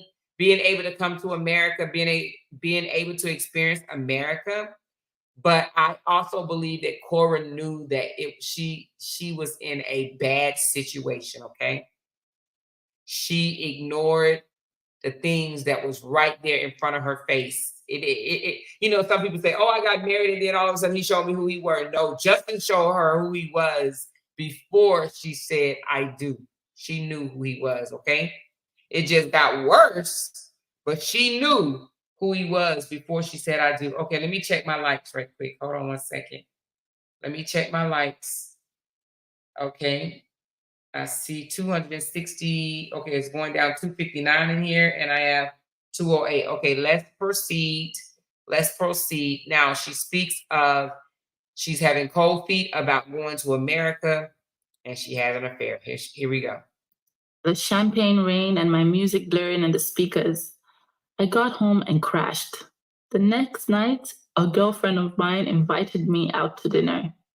I went there and it turned out to be a fancy late night boat cruise with some of the most influential men in the country at the time. I was both shocked and surprised at such a spontaneous opportunity gifted by the universe. I met Jack. Unfaithful. Jack was so charming, very hospitable by nature and generous. As soon as he met us, he immediately bought a drink for the table. He was charismatic too. Jack made my night at the party. He was a gentleman and dropped me home. The next day, I got a performance gig, a high-end prestigious gig, one of those didn't haggle my price gigs. I was very grateful because girl just spent so much in her traditional wedding, and she had to split it 50-50 with her Oyibo husband in the spirit of equality of the sexes. Turns out it was Jack's private party. I was shocked. I did my job and performed to everyone's delight. I was grateful. A shortcut to my heart is appreciating my craft, and he did just that. The next week, Jack invited me for dinner, and that was the best sushi I'd ever had. And I lived in China, but it was by far better than whatever I've ever had in China. He proceeded to show me the parts of the city I had never seen, and I grew up in this city. Oh my gosh, I was blown away. It was one of those nights you only see in movies, heavily curated to the T by this new stranger. Jack was working overtime and hitting every mark, every time. I had another gig, this time a stadium gig. One of those you have to look amazing gigs. One where I couldn't go by myself either. I needed security. I also needed to look amazing. Oh, I casually mentioned it in a conversation we were having. Next thing I knew, Jack booked an appointment for my hair and nails, showed up with the most amazing installations and nails I have ever had. At exactly 6 p.m., an armed security escort and driver picked me up, took me to my gig, and then made an amazing video of my performance. I was flabbergasted at how proactive this man was. I'm grateful, but at the back of my mind, I'm thinking, Chukwufunaya, are you crazy? What are you doing encouraging all the advances when your husband is in America waiting for your black nyash? So I pulled the brakes on everything and thanked Jack for his generosity and proceeded to wait for Donald Trump. So that was a sign right there. I mean, we could take it as a sign, right? She meet a man that is being very proactive. She's not having to ask much of him, and he's being attentive. He's appreciating her craft. He's letting her know, oh my God, you are amazing. I love the way you dance. He's catering to her like all of us women love our men to cater to us or whatever. She know that it was something that she was missing from Justin in Jack, right? But she had already married Justin in Nigeria, and she was waiting to be not deported, but immigrated to America, right? She was waiting to leave to go to America. She had already been married, and this man shows her the time of her life. Red flag, red flag, red flag. But she was already traditionally married in Nigeria, traditionally. Shows up at my house, which at the time I lived rent-free with my best friend Rich. Rich was my maid of honor. Rich was also friends with my husband. I rushed down the stairs and out the door, quick enough to make sure no one saw me. What are you doing here? I blurted, ignoring the fanciest car I've ever had come visit me. You blocked me, he said. I didn't realize I did. I'm extra sometimes. Let's go, let's go. We drive away and I proceed to explain my situation. That was when he opened up about being married. Oh my God, that was heavy. We were both married. Mine was official, no court or white wedding, but traditional. We talked for a long time, all the vulnerabilities spewing left and right, one thing led to another. We cheated. Right after, I felt like the water that sits inside concrete gutters in Lagos. I felt putrid, sick to my stomach with myself. I blocked Jack again and proceeded to attempt to erase my memory of my atrocity. I realized this panic affair must have been an indicator that maybe the love was not right. Maybe if it was so easily tainted that I needed to wait. Maybe I was moving too fast. I moved in with this man 2 weeks after I met him. It was an internal battle daily. Should I go? Should I stay? Stay here? Where? There's nothing for me here. 4 months later, my visa got approved. I packed my bags and headed over to my new life. I am in the arms of my USA bubble, living the Hollywood dream, and Lagos is behind me. I'm having the time of my life. Everything seems to be perfect. Thank you, Monica Valentine's, for the super chat. Just wanted to let you know before I forgot. So y'all heard her say that she cheated with Jack. Even after trying to block him because the temptation was there, she tried to block him, but he ended up coming to her friend's house, and one thing led to another, whatever. And she cheated. She cheated on Justin with Jack. Every night is a movie. We got married in court. Within 3 months, we were doing amazing. In a bid to impress this Nigerian pop star wife, Mr. J bit more than he could chew. Reality began to set in. In less than 6 months, we were homeless. We lived with a roommate and shared rent. One fateful day, this roommate decided LA wasn't what he wanted anymore and absconded. Things began to spiral when we had to pay rent of over $3,200 on our own. I had just moved and still earning in Naira. Most of my revenue came from dancing to artists' songs, as I was not around my city to be booked for anything. Things took a turn when Sonia said, can you love someone and cheat? Cheating is a choice, and so is loving someone. Love is a choice. It's a verb. You choose to love, just like you choose to cheat. So can you love someone and cheat? Yeah, you can. It's a choice. Just like you can choose to love someone and eat seafood. You know what I mean? It's a choice, babe. It's a choice. When we couldn't anymore. I, currently number 4 with my song Packwell in Nigeria, and Dr. Husband were homeless in Los Angeles. We started. Now you see how Justin always say, I was a teen doctor in China. I was a teen doctor in Shanghai. I was a teen doctor. I was a teen doctor. But he came to LA and was homeless. He was homeless within 3 months of living in Los Angeles. They found themselves homeless. Her doctor husband, I'm sure she told all her friends, oh my God, I'm about to marry American doctor. And we're going to Los Angeles. And they found themselves homeless. She said, are you on Facebook? Yes, I am. I'll drop my Facebook link in just 1 second. Let's go back a little bit. Let's find out how they ended up becoming homeless. I think they were living with a roommate, and the roommate decided that LA wasn't for him. The roommate left and left them there in LA homeless. And it's easy to do because LA is expensive as shit. She said he was fired in China. Now, did she say that in the book? Did she say that in the book? Things began to spiral when we had to pay rents of over $3,200 on our own. I had just moved and still earning in Naira. Most of my revenue came from dancing to artists' songs, as I was not around my city to be booked for anything. Things took a turn when we couldn't anymore.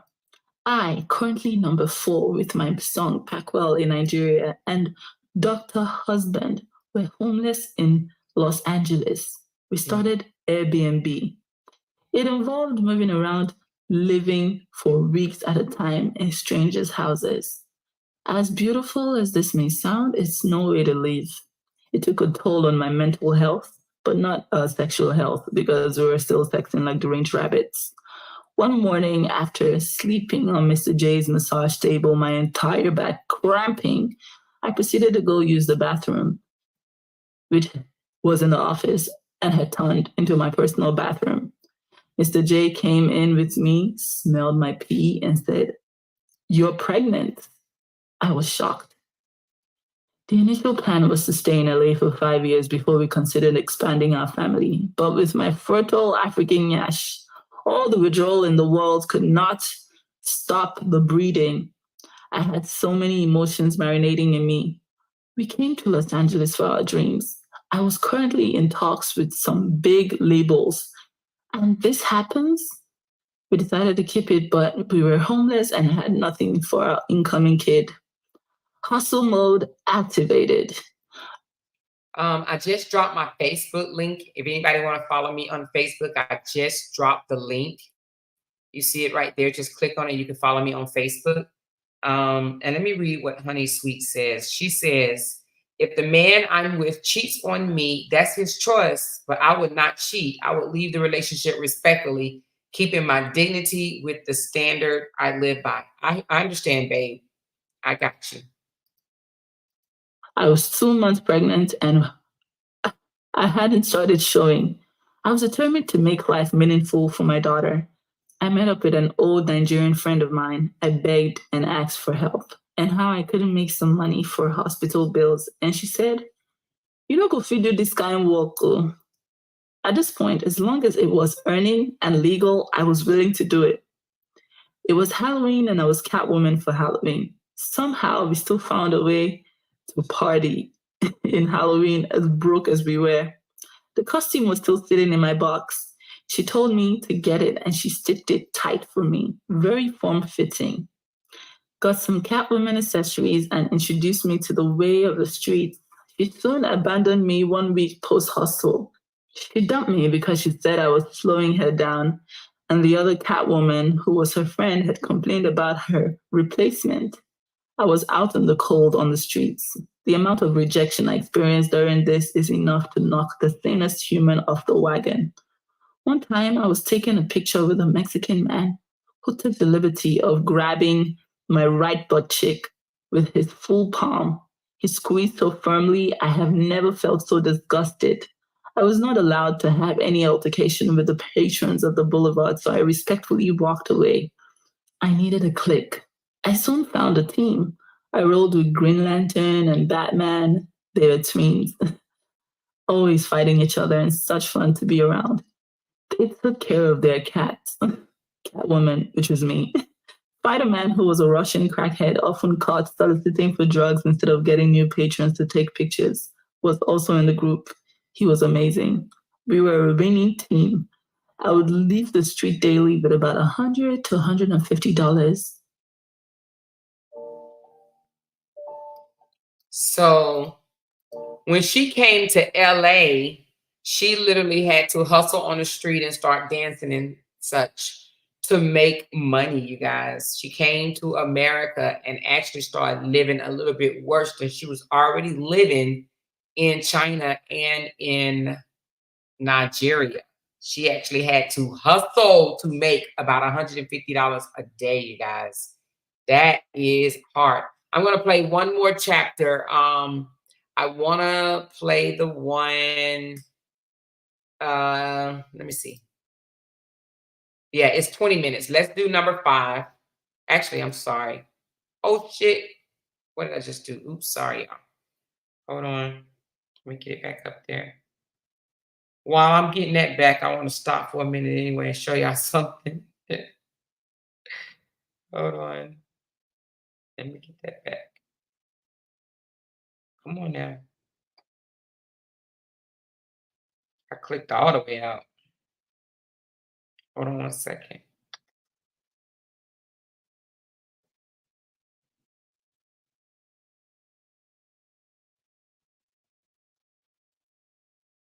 Not now.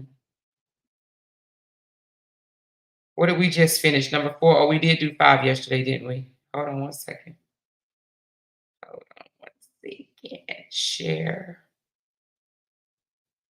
We did do 5 yesterday.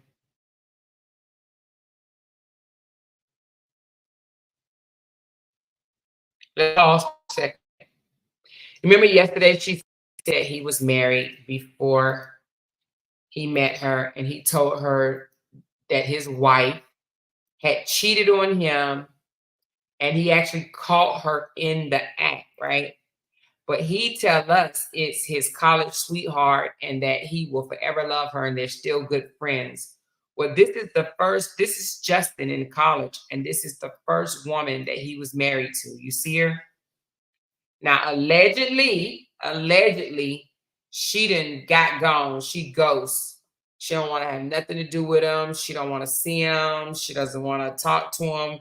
That's allegedly, okay? Allegedly, she is nowhere to be found, okay? Somebody said she's on the run. Listen, from what I've heard, she wants nothing to do with him, but he tells people, "Oh, we're really good friends. I'm actually, I was invited to her wedding. I'm gonna go and see her get married. That's just how close we are. Like we've kept in touch all this time. Like we're cool, okay." Oh shit. Chapter 4. Work. Hold on.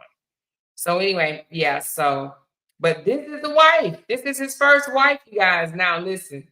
When I saw the picture, I want to see if y'all know, see if y'all on the same thing. When you first see the first picture, the top, who does he look like to you? Who does he look like to you? The very first picture, the top one. Doesn't he look like Dexter? He don't look like Dexter to you guys? Dexter. He looks like Dexter to me. I know I ain't the only one that watched Dexter. Somebody said Jeffrey Dahmer. Oh my Lord. He looked like Dexter. But anyway, somebody said Jeffrey Dahmer. Anyway, listen. This is allegedly his first wife. Okay. This is his first wife. She is nowhere to be found. So listen, I'm sure if we, knew how to find her, I'm sure she has some stories. That's all I'm gonna say.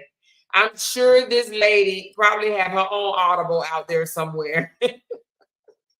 I'm sure she has her own book written somewhere out there. You hear me? But this is the teen doctor. And I'm just wondering, because he said he met her in college. I'm just wondering, is this the look that Kora fell in love with?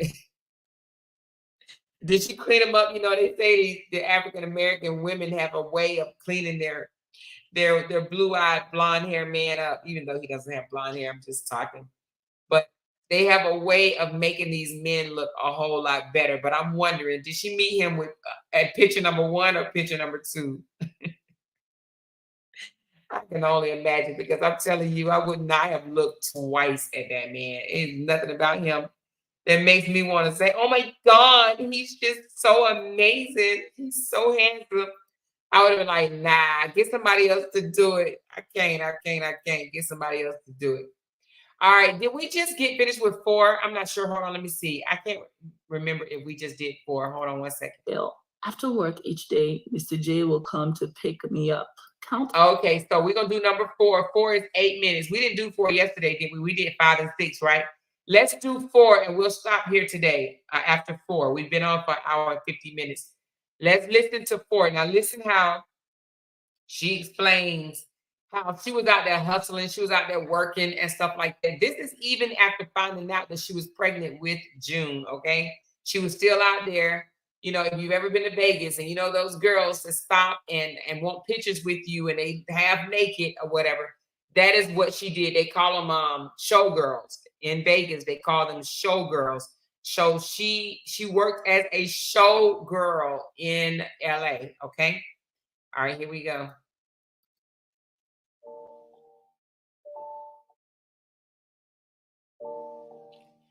Chapter 4. Working Girl. After work each day, Mr. J will come to pick me up, count my earnings, and add to the savings for June's birth. When I could no longer work, as it was impossible to suck in my pregnancy pouch, I saved about $3,000. We only needed a few thousand more to pay for June's birth. We paid off the doctor $4,800, only to discover that we had to pay another $5,000 to the hospital for the labor room rental. This was when I broke.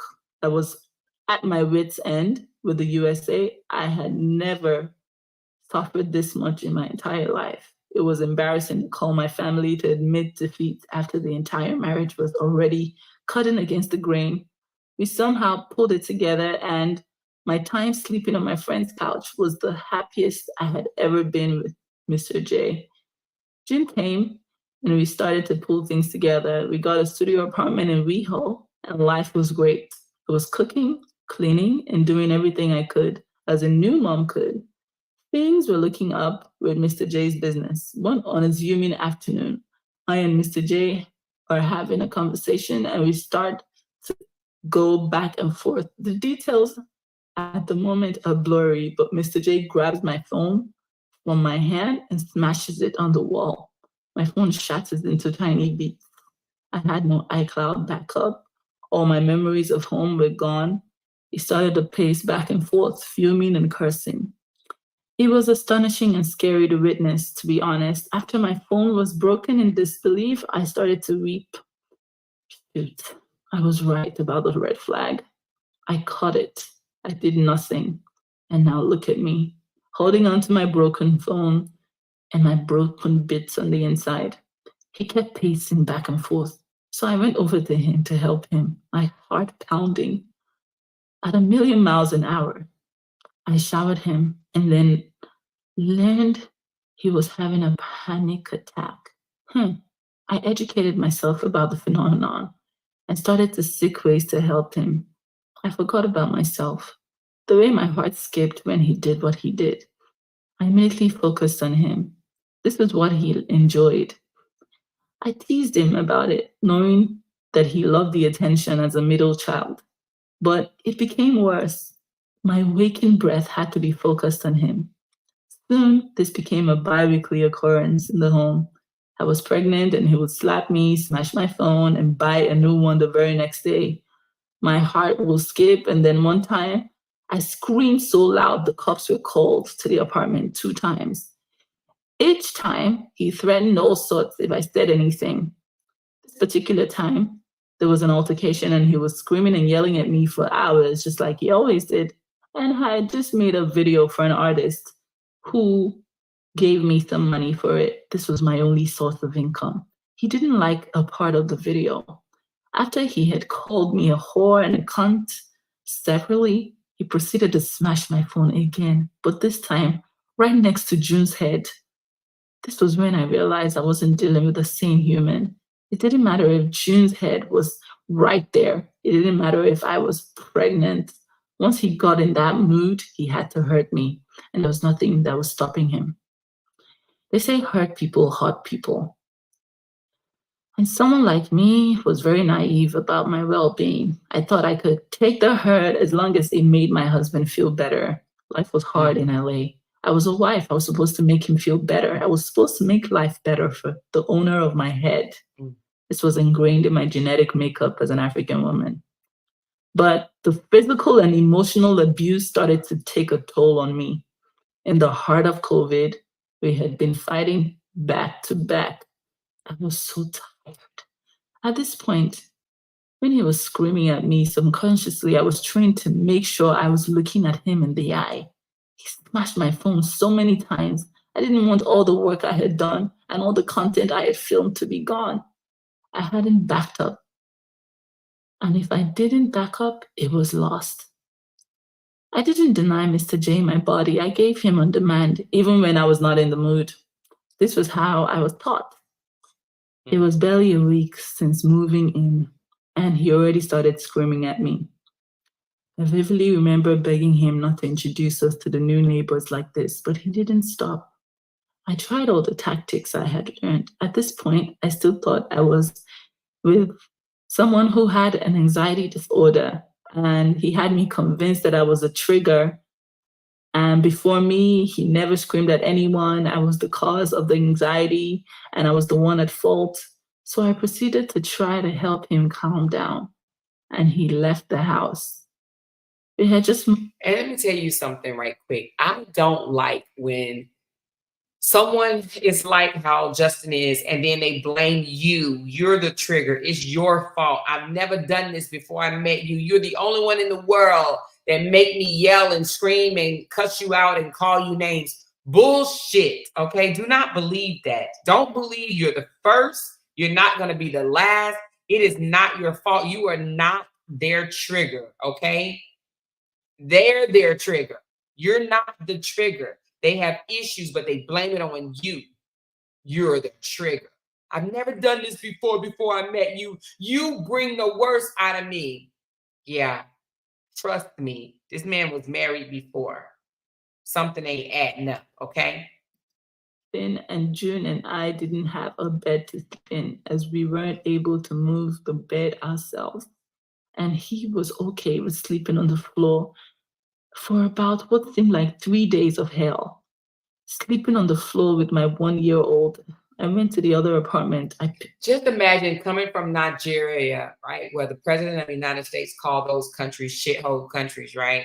Just imagine coming from Nigeria or even China, Shanghai, and coming to America, the land of the free, and sleeping on the damn floor. Just imagine that for a second. Coming to America and sleeping on the floor. The mattress, put it on my car, and I placed it on the floor in the new place. Let's go back a little bit. So I proceeded to try to help him calm down, and he left the house. We had just moved in, and June and I didn't have a bed to sleep in as we weren't able to move the bed ourselves. And he was okay with sleeping on the floor for about what seemed like 3 days of hell. Sleeping on the floor with my 1-year-old. I went to the other apartment. I picked up the mattress, put it on my car, and I placed it on the floor in the new place for I and my daughter to sleep so we didn't have to fall sick. I felt so alone that day. I couldn't shake this feeling of loneliness. He was nowhere to be found as he left at 6 a.m. every day and came back at midnight. I hugged June so tight.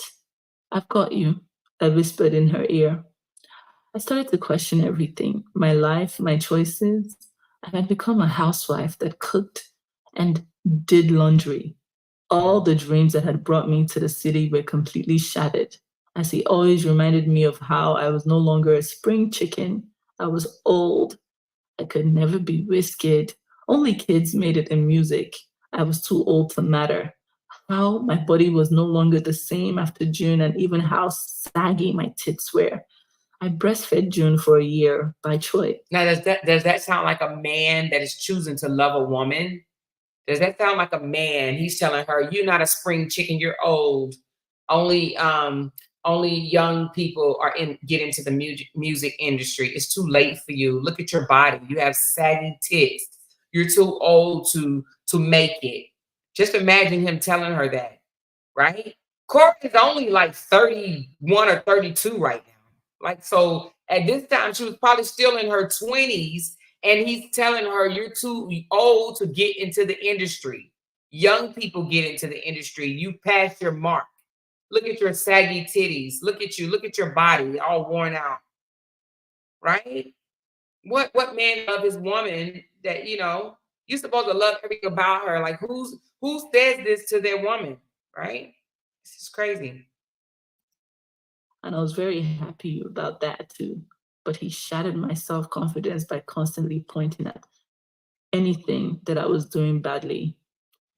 He had me convinced that I was no longer smart and that my brain was rotten from constantly being on social media and watching kids' videos with June.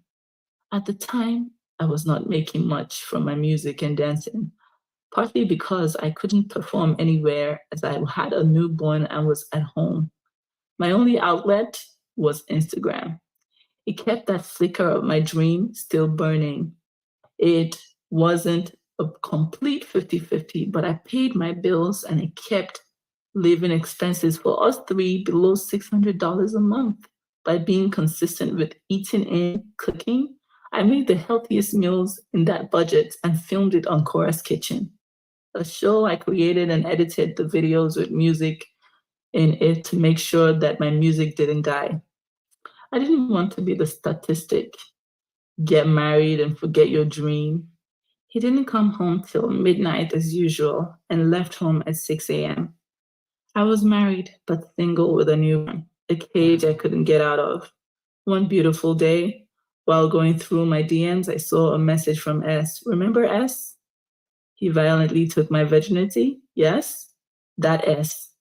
It read, "You look so good in your last video. I feel like raping you again." I froze and then I blocked that account, which shocked my entire nervous system. When he convinced me that if I quit social media, I would double our family's income, I decided to quit cold turkey. I went cold, no Instagram, Twitter, or Facebook around the time I had stopped breastfeeding, as he told me I had horrible saggy tits. I was a mental mush, spiraling out of control with no sense of self left. Mm. Imagine being with a man that talk about you. Okay, so we are at chapter 5. We did 5 and 6 yesterday. So we'll come back tomorrow and we will start at chapter 7. If I forget someone, please let me know. Tomorrow we'll start at chapter 7. It's only 10 chapters, you guys.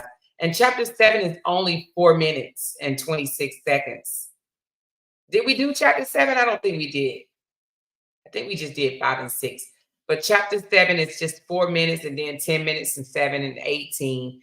And then that's it. So listen, it doesn't sound like she was in a very exciting relationship with him once they came to America. It sounds like someone says, "Oh, he wanted her to be his slave." Well, I mean, she said she was cooking, she was cleaning, and he was out all day working.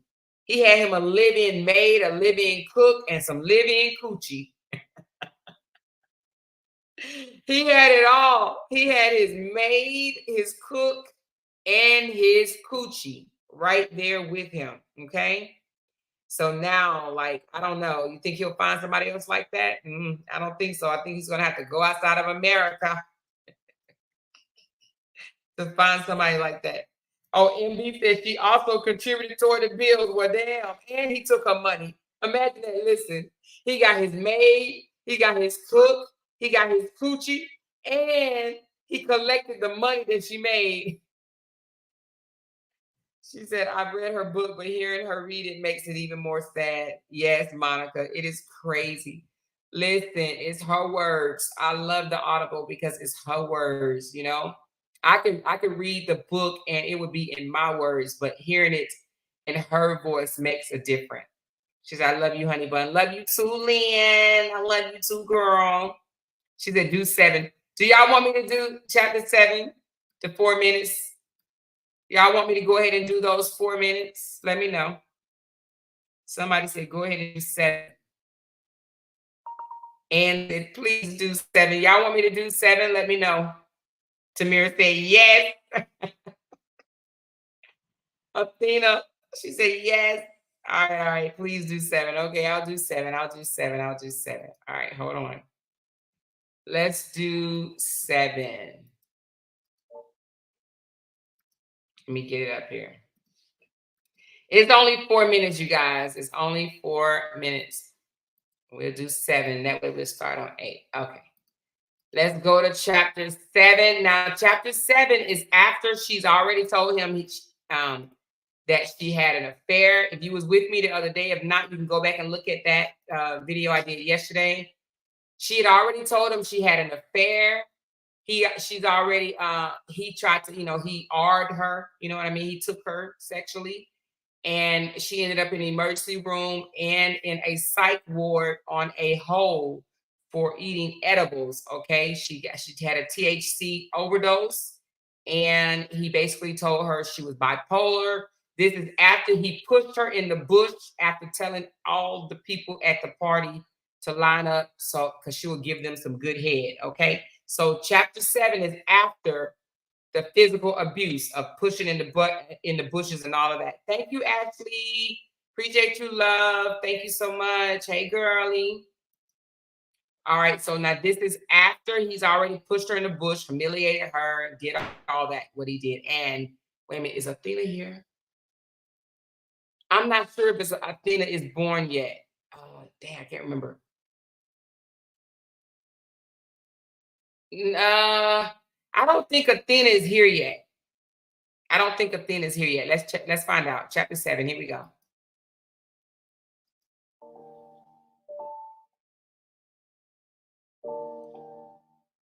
Chapter 7. Toxic Cycle. Mr. J was the nicest man, again, for the next few days after the slap. It was all smiles and happiness, gifts to make amends as usual. We were all rejoicing. It had been a full month without fighting or any abuse. The hotter the abuse, the more time I had to rest. My pee started to smell different. I am pregnant. My fantasy of a happy family was finally materializing. I was grateful. Maybe it was just going to be a cute baby boy. Maybe Mr. J had changed. I was excited, but true to the cycle, one afternoon, after brunch, an argument ensued. At this point, I had begun to receive therapy and was learning how to de-escalate fights. One of the tactics I learned was to give ample space for each party to blaze and then calm down. As I attempted to go for a walk, he yanked me back, sending a shockwave from my shoulder straight to my waist. Where do you think you're going? He told me. A few days later, I bled out. The baby came out in huge blood clots after hours of cramping. I told his mom, and she said, well, it sounds like you can't blame him for that. It's not fair. I called my dad. Nam, I lost the baby, Daddy. He went silent. The silence was bad. Silence meant my father had reached his limits. I realized that the threats of leaving weren't working anymore. They didn't even stop him at all anymore. When he needed to hurt me, he did whatever he needed to do. Today, after the abuse was euphoric. He seemed so happy. I was in love, so I was happy when he was happy. I'm an ex-commando. I got this. I grew up with abuse. I can take it. This is what I knew. I could do it. If it means I keep my family intact. The theory he taught me was that I was the reason he abused me.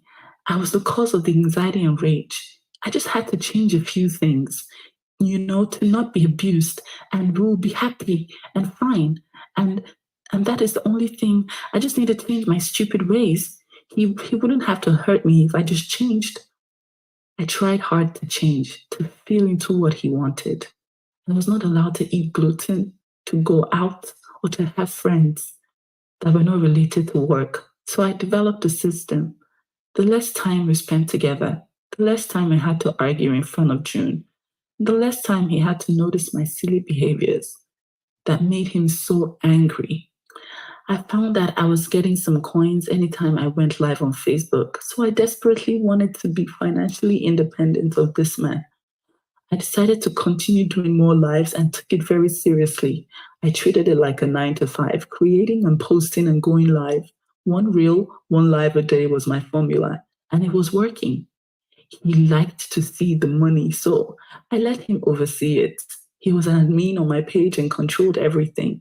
We would argue occasionally about what dance expressions and how he thought some were trashy and how someone except me thought that I was a whore and I was selling sex. I was just trying to create in my truest essence. It didn't stop him from finding any and every opportunity to either call me a bitch or a whore. I got desensitized to it. I tried to break this toxic cycle by getting a nanny. If there was another person in the house, there probably would be no abuse because he wouldn't want anyone to see what he did. I pitched the idea to him and it flew. I put on a call and got one. Woo! Yeah, I think we did do 7 yesterday. Shoot, I've listened to it all, so I already know what number 8 is going to be. But we'll do 8 tomorrow. But yeah, so she went and got a nanny. I ain't gonna tell y'all. I ain't gonna tell y'all. We're gonna come back tomorrow and listen. But she got a nanny. And let me just say this. And I could tell that she did this now that I see her. She put her heart into social media, right? To drown out the abuse that she was getting from him. You know what I mean? Like she literally would schedule times to go live on social media so she wouldn't have to deal with communicating and talking to him. Just let that sink in for a moment. You're so miserable at home that you schedule times to be on social media so you wouldn't have to interact with your spouse. Like, that's not good, you know? Yeah, I think that's not good at all. So we'll start with 8 tomorrow. We'll start with how he, I can't tell you because then I end up telling you the whole chapter. But we'll start with chapter 8 tomorrow. Okay. She said, and these stupid people still supporting him. She said, wow, Dee said this today in her live that you would do whatever they wanted to keep them happy. Yes, you do. You people tend to do what the narcissists want just to keep them happy and to keep them from going into their little rages, what we call them episodes, from having an episode. So to keep them from having an episode, you just do whatever they want. Do what makes them happy, you know? He wanted to control her. That's what it sounds like to me. He wanted to control her. And Kora, you can tell Kora is like I said yesterday, Kora is the type of person that lives out loud. Like she's so lively. She's into life. She enjoys life. She, in my opinion, I feel like she was too much for him. They are night and day. Justin is boring. Yeah, a manic episode. You're right. You're right, Yuji. A manic episode. Just what she just said. Yep. You do whatever you have to do so they wouldn't go into their episodes, right? Try to keep them happy. But they're night and day to me. He is lame. He's not, he's boring. He's flatlined. You know what I mean? Like Korra is high pitched and he's just flat. He's like a flat soda pop. Like they are not a good mix, in my opinion. I don't know what y'all saw on those videos, but he's definitely not her spice. You know what I'm saying? Like I said the other day, he's unseasoned. He's like a piece of unseasoned chicken, just plain boring. Nothing exciting about him. So I don't know what type of girl he's gonna get. in the future. But I don't know. I think he might have to like he's gonna have to get something about himself in order to be able to pull him another Korra. But I doubt if he's and I think that he knows that too. Somebody say he's dry toast. I think that he knows he's too dry right now to pull another Korra. You know what I mean? He's too, let's look at him in his college days. He's gonna have to get him another one of these, in my opinion. A Karen, a Suzanne. This is who he's gonna have to get. What is her name? I don't even know her name. What is this young lady's name? What is his first wife's name? Please don't tell me it's Suzanne. But he's gonna have to get him a Sue, a Becky. Oh, Sarah. Oh Lord, Jesus, are you for real? She looked like a damn Sarah. Is it Sarah? Oh wow. He's gonna have to get another Sarah. Sarah Beth. Oh my God. Did you just say Sarah Beth? Girl, if you don't get the little house, look, what is the little house on the prairie? Get the little house on the prairie away from here. So some Sarah Beth. Sarah Beth. He grew up on a farm, country folk. Well, he gonna have to get him a Sarah Beth. Sarah Beth. Rachel Lou. Rachel gonna say, don't you say my name, girl. You better stop. Lily Mae. You're gonna have to get him a Sarah Beth because I just don't think that he's spicy enough to get him a Korra. Korra, y'all, come on, tell the truth. Korra too much for this man. Korra is too much for Justin. That's why Justin was going crazy. Like, oh shit. Korra on 10. She said, then he will meet his. Hey, he need him a Sarah Beth. Listen, I do believe that Korra was a little bit too spicy for Justin, okay? Korra is too lively, she's too loud, she lives her life out loud. Justin is a little, what's the word? He's a would y'all say that he's an extrovert? An intro or extro? An extrovert or introvert? I think that Justin really don't have a whole lot of confidence. I think he comes on here and drag Korra, but I don't really think that Justin has a whole lot of confidence. Korra is too good for Justin. He's not in her league. In her league. He's below Korra's league. Like someone said the other day, I was listening to him. They said she dated down. She married down. She married down. Korra is a go-getter, a hustler. She makes it happen. That ain't Justin. If Justin was the go-getter, if he was the hustler type of guy, Justin right now would still be doing educational videos to make money in his chiropractor business. But he's online bitching over a relationship that's been over for 2 years. Justin is not about no business. Justin ain't about trying to make no money. His social media money is not enough.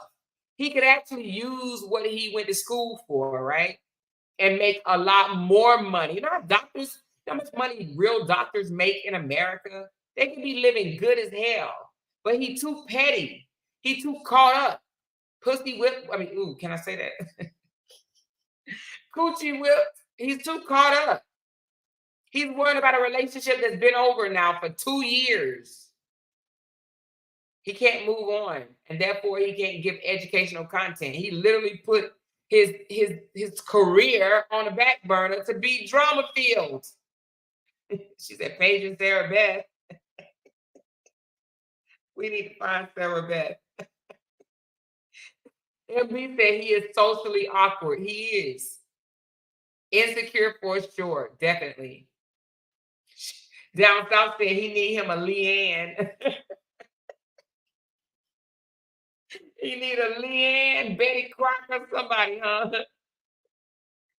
OMG, Miss Betty, Sarah, Mary Sue, Leanne, Catherine. He went from chiropractor to chiropractor. Yes, exactly. She said he crazy as hell and coochie whip equals a ticking time bomb. Exactly. She was too much for him. Seriously, though. She was too much for him. He is not a nerd. A nerd. Down south said he is not a nerd. A nerd is smart. He can't practice without a license. That's part of the SA lawsuit against him. Yes, I did hear about that lawsuit against him. He needs a lady named Carolina. Carolina. And you know what? The thing about it is, you know how we say the red flags are there? It is somebody. It's somebody. Trust me, it's always somebody. It is somebody out there that would swoop this man up in a minute. You hear me? They would date him in a New York minute. If he put something out there like right now and say, I want to date again. I want to move forward. Anybody interested? Man, he'll have so many women raising their hand in the audience. Me, pick me, pick me, pick me. It's so many women that would date him even after seeing him at a plum food on social media. Somebody said a Mabel, a Mabel. Girl, you know, Rita said he need him a Mabel or Sally. Oh God. But she said we need to hear from Summer. Yes, I do believe, Candace, I do believe Summer has a story, and I believe that she will speak on it. I think she wants to now. Like Summer wants to say some things. I wonder, has he ever called Summer a bitch? Do y'all, hey, let's take a poll. Let's take a poll. Do y'all think that he has already disrespected Summer, called her out her name? Yes or no? Let me know. Let me know. Do y'all think she said a Molly? Molly will date him. A Molly. Do y'all think he has already disrespected Summer? Called her out her name? Because how easy is it to be married for almost 4 years, calling a woman a bitch and a cunt and all these disgusting names, and then just cut it off, right? Do you do that? I don't think that you can. She said he has his minions trolling Summer. You think so? If he don't stop that hacking, nobody will mess with him. If he don't stop that hacking, he doesn't need to be with anyone, but he needs to seek help. No, Summer will cuss his ass out. She's from here. Hannah said Summer would give it to him. Summer wrote something about him 2 to 3 days ago. I heard she wrote something, but I don't. I know what you're talking about. She said Summer is throwing subtle shade on Facebook. Yeah, she said I don't think so, not yet. Oh, you don't think that he cussed her out yet? Hi, Amor. I watched the replay when you were cooking salmon. Your home is beautiful. Congratulations. Thank you, Dominica. Thank you, baby. Appreciate it. I think he tried it, but Summer shut it down real quick. You think he tried to raise up? She said, so Amor, did you? So Amora, did you wear the African on some of their lives saying, oh, I think she said, are you aware that the Africans on some of their lives saying GoFundMe are sending people their money back? Listen, they sent. Okay, I saw one receipt for $5 that said a refund for $5. Nina, I don't believe that that was a Korra supporter. I believe that that was someone that was trying to get a reaction. I think they donated it and then they asked for a refund to try to say that Korra supporters were getting their money back, getting refunds. Let's look at it right quick. If they're getting their money back, it seems like it's growing to me. Let's look at it though. Let's go to Kora's page. Hold on a second. Come on. Let's go to Kora's page and look at the refund. I mean, not the refund, but the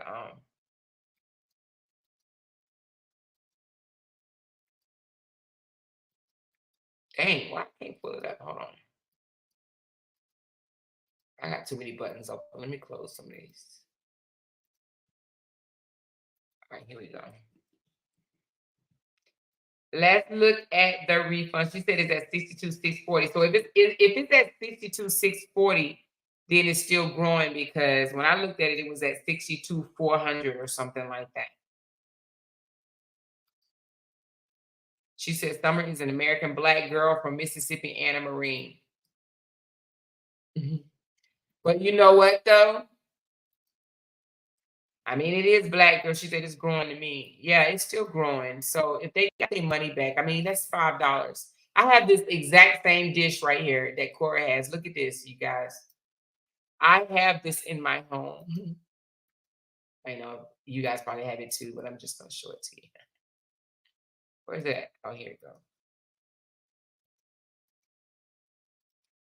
This is Kora's live from today. One thing I like about Kora, you see how Justin is saying this, going back and forth with Kora is stopping him from being able to make educational content. It's not stopping Kora. Kora is still doing what she was already doing. And that is doing her Kora's live, Kora's kitchen, Kora's dancing. I have that. I have this whole set. I think I showed it to you guys. I have that whole set right there. Yeah, I have this whole set. But listen, it's not stopping Kora from doing what Kora was doing. Kora is still making content several times a day. Kora go live at least, 6 or 7 times? It is not stopping Kora from making her money, right? She's still moving on. She's still doing what she does. And he's stuck. He make his little 1 or 2 posts saying bullshit like, don't just take the majority, bullshit that he writes or whatever. He comes on here. It's always about the damn drama. Where's her GoFundMe? Hold on, let me look for it. It's always about the drama, and she's still making content. Even if she mentions the drama for a few seconds, she is still. Oh yeah. I seen that, Candy. Yeah. I seen it. But she's still making content. Even if she mentions him for a few seconds, right? I'm looking for the GoFundMe link. She's still making content.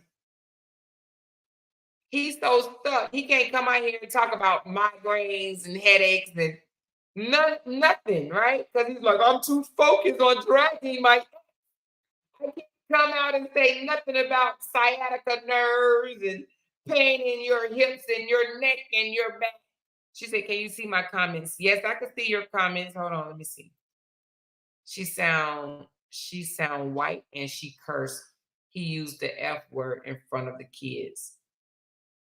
Who sounds white and cuss? What are you talking about? Hold on, let me go back. That's the only comment I see from you, Arnita. That's the only one I see from you. Did you say something else? Who is it? Who is it that sounds white? Summer? Are you referring to Summer? Where is the GoFundMe link, y'all? Oh, here it goes. Let's take a look at this GoFundMe. Hey, did y'all hear? Yes, it's at 62,640. You were absolutely correct. 62,640. It says 14 people just donated. 14 people just donated. She has over 1.5 thousand donations. Okay. Somebody donated $1,000, baby. $1,000. But anyway, did y'all hear that her haters, I thought this was so crazy and so cringe. Did y'all hear that they were literally finding some supporters in New York that's gonna go to Times Square to see if the billboard that her fans got her supporters got for her, is it real or not? They literally think it's fake. They think the billboard in Times Square is fake. So they're going to go. They're going to exert energy, put time into going over to Times Square to see if the billboard is real or not. Make it make sense. Oh my God. Someone asked who was the lady voiced in the video when he was shaving. What did he say? Oh, okay, I see what you're saying. Well, it's supposed to be his nanny, the lady that was in the video when he was shaving. Yeah, yeah, yeah. That's supposed to be his nanny. Justin and his gang are bullies and are delusional. But who would invest? Either where's her GoFundMe on Facebook? It is on, yes, on her Facebook. You want me to drop the link? If you guys want to contribute, let me, how you hit share? Share right here. Is this how you do it? Oh no. If you want to contribute, copy. Here it goes right here. This is her GoFundMe. It's at 62,000 and some change. I just dropped it in the chat. So you want to go and but yes, it's on her Facebook page as well. They only run it for 24 hours. Oh, okay. Well, they literally I heard some of the haters like, I don't believe it's true. I don't believe she's on no billboard. And then someone says, why is she on a billboard, but she's not on television? Like, come on. Like, you guys are haters. You're haters. Like, to even discuss that, why is she on a billboard, but she can't get on television?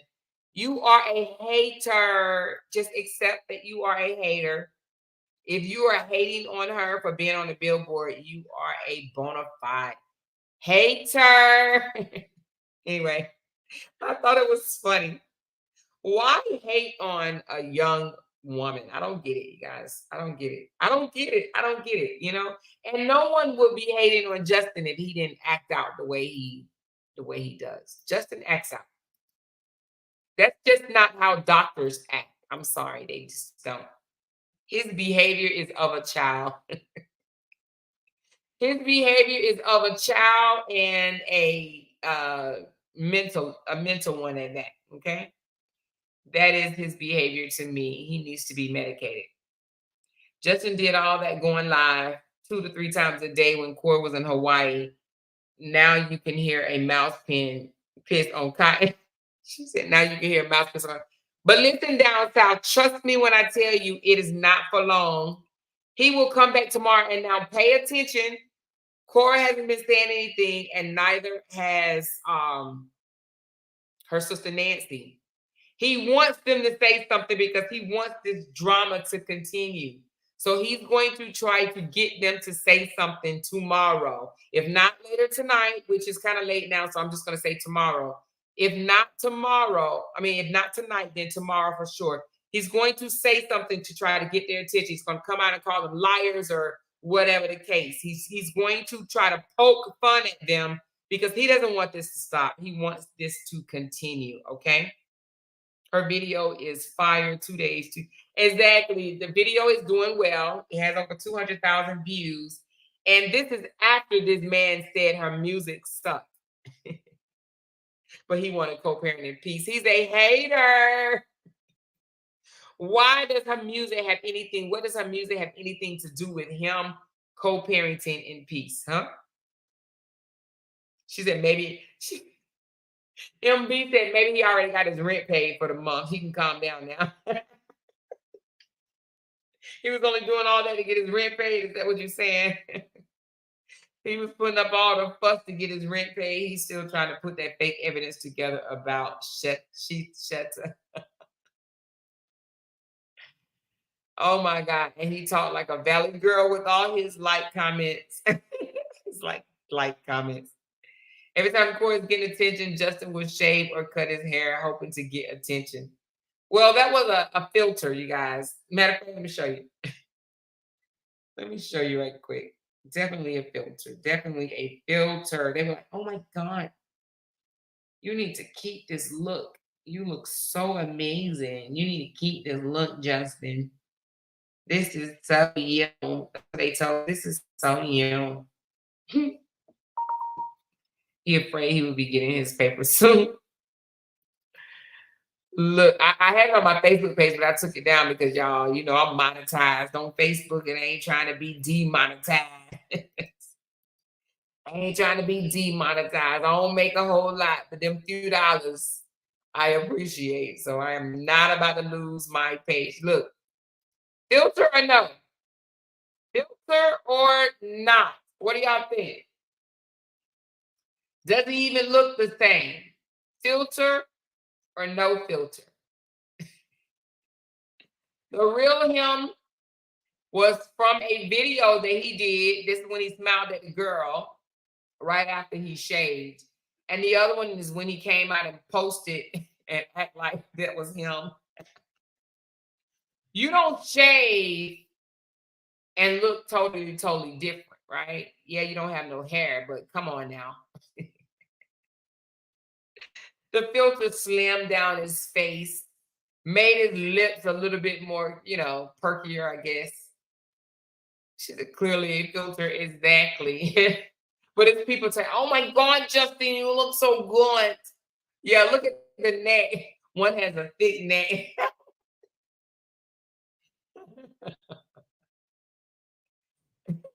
And if I'm not mistaken, did he change clothes? Because one looked like a round collar and the other one looked like a jacket. Maybe he just changed his jacket. She said that's a different shirt he has on. Yeah, I just noticed that too. She said, filter, he looks like that picture from his first wife.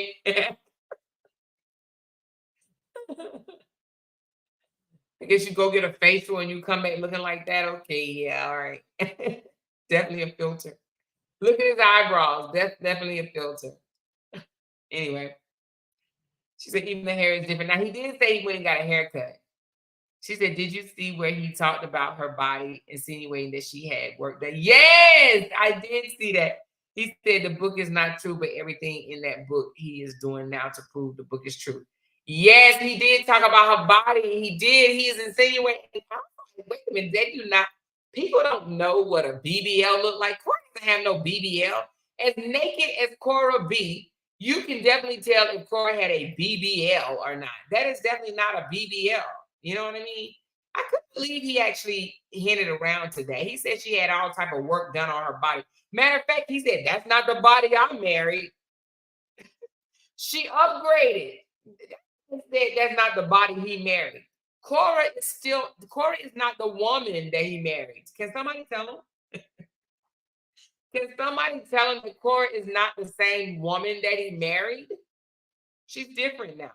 She has confidence. He said, that's not the body I married. She had work done. She definitely had, he said, all those surgeries. Now, if Kora had surgeries, wouldn't we be able to tell the scars? And even if you have lipo, you still have little lipo scars on you. Trust me, I know I had lipo. Okay? You have like a little hole. They put holes in you. They put holes in you. I can't believe he is literally trying to say Kora had surgery. He said, that ain't the body I married. I wonder what he mean by that. Is he trying to say her body look good? Is he trying to say the body look good? Because he said, that's not the body I married. He literally tried to imply that Kora had surgery. Yes, she is natural. Her body is definitely natural. I think he's saying that because she's looking good. And he put her down, He told her she had saggy tits and, her body was aging. He said, you know how men do. He said, that's not the body I married. See, look, let me show you this picture right here. He saw this picture and like, God dang, look, hold on. Oh, shoot, where did it go? Oh, I didn't know it was, look, hold on. Where is it at? Here we go. This is what he missing, y'all, right here. He said, there's not the, she's had all these surgeries because that's not the body I married. Look at Kora. Kora. She does. She takes care of her body. She probably got, I don't know. Did she get her breasts done? Because he said she had saggy boobs, but her boobs don't look saggy to me. Look at Kora. Is that Kora? Wow. Oh, no. Her boobs is sagging a little bit right there. Did Kora have her breasts done? Her boobs are not all that. I mean, they sag a little bit, but that's motherhood. You got to be a very confident woman to take a picture like this. Very confident woman. And she just posted this May the 18th, just a couple of days. Oh no, this is not Kora. Oh, somebody else just posted this May 18th. Kora obedient at her pregnancy. Funny lady, Queen of Africa. Look at her though. So anyway, he's jealous. He's mad. He will no longer be a. Hey, it is what it is. I'm sure his body don't look good like that. I'm sure his body don't look good like that. Let me take it down for somebody to try to report my page's nudity. I'll go back and blur that out. She said that was after the baby. Yeah, Korra had a nice body. She's still young. So anyway, but and he said that's not the body he married. I'm sitting up here looking at now when he was with Korra, he did look a little bit better. I'm sitting up here looking at him now with Korra. He looked a little bit better and looked happier too. For him to hate her so much now, he actually looked happier. He probably thought he had the family of his dreams, but he wasn't treating her right. You know what I mean? He did not know how to appreciate a queen, and he lost one. Or should I say a princess? Because Korra is a princess, you guys. She's a princess. And he didn't know how to treat the princess. I know he's hating life like, God dang. Oh my God. Look at Korra in 2015 right quick. Look at Korra in 2015. That's in 2015, almost 10 years ago. She still looked the same, but she just looked so petite, so smaller, so much smaller. Yeah. I believe Korra was destined for greatness, and he probably saw it in her, but he just didn't appreciate it. And now her glow up is eating his ass up. He can't take her glow up. He can't take it. He can't take Korra's glow up. Yes, she is beautiful. He wanted her to fail, and she's excelling in front of his eyes, and that's why he always say, I'm the one that made her who she is. None of you guys would have ever known her had I not immigrated her to the United States. She betrayed me. She betrayed me. Anyway, I think she's beautiful. She said, those legs are everything. Ain't they right? He said China was the happiest days of his life. She treated him like a king. Yep, he sure did say that. He said she treated him like a king. Do you think this will ever end or more?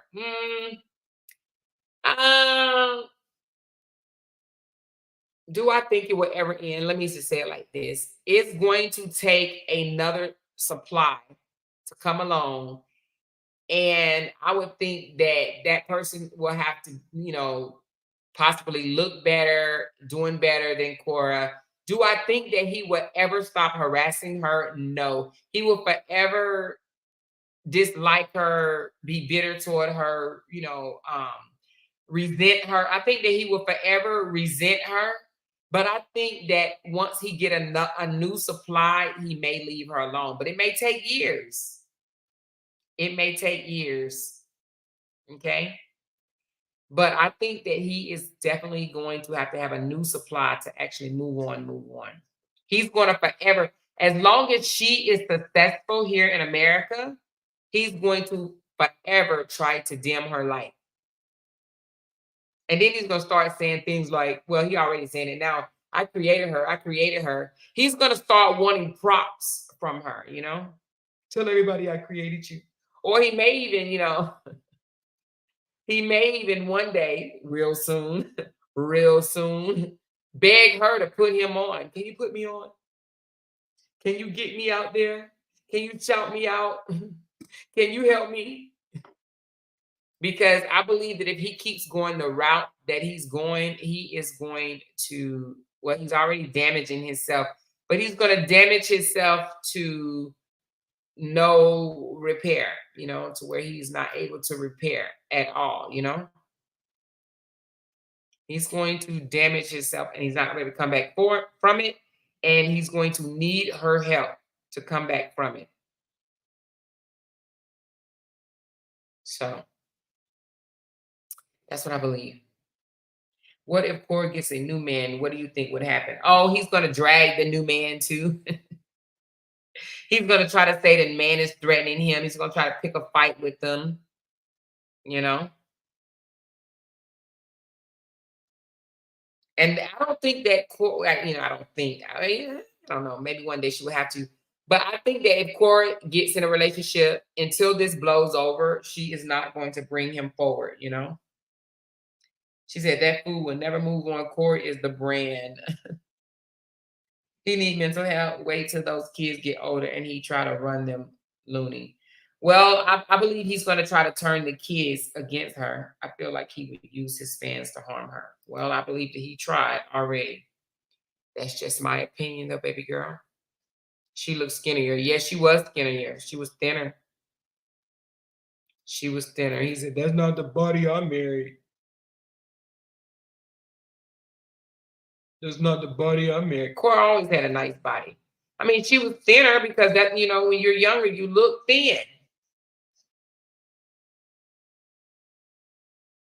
When you're young, you look thin. I'm up here looking at this picture right here, and I'm like, I don't know if this is her brother or this is her guy, but a guy that she dated or something like that. But then he looked like he looked like he looked like he could be a king or something. You know what I mean? Look how he's confident and he has confidence and he's holding on to her. You know what I mean? She chose to marry the wrong guy, in my opinion.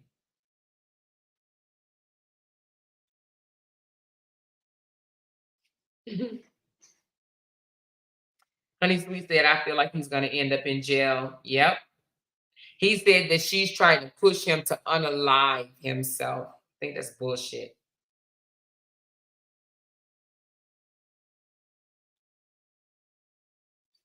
Yep. But this is her in 2014. In 2014, she was much, much, much, much, much younger. Much younger.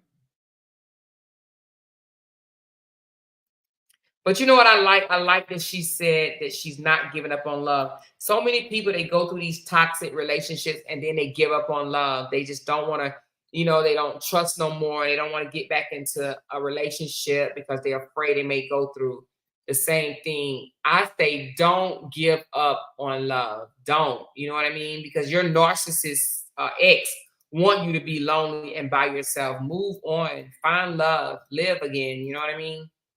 Don't give up on love because that's what they want. They want you to give up on love. They don't want to see you with nobody else ever. Prove them wrong. Go out there and, have fun. And don't give up on love. Don't turn your back to love. Love again. Allow someone to love you and you love them. Do not give up on love because your ex-narcissists want you to not move forward, not get into another relationship. They want them to be the last thing that you ever thought of when it comes to dating and being in love.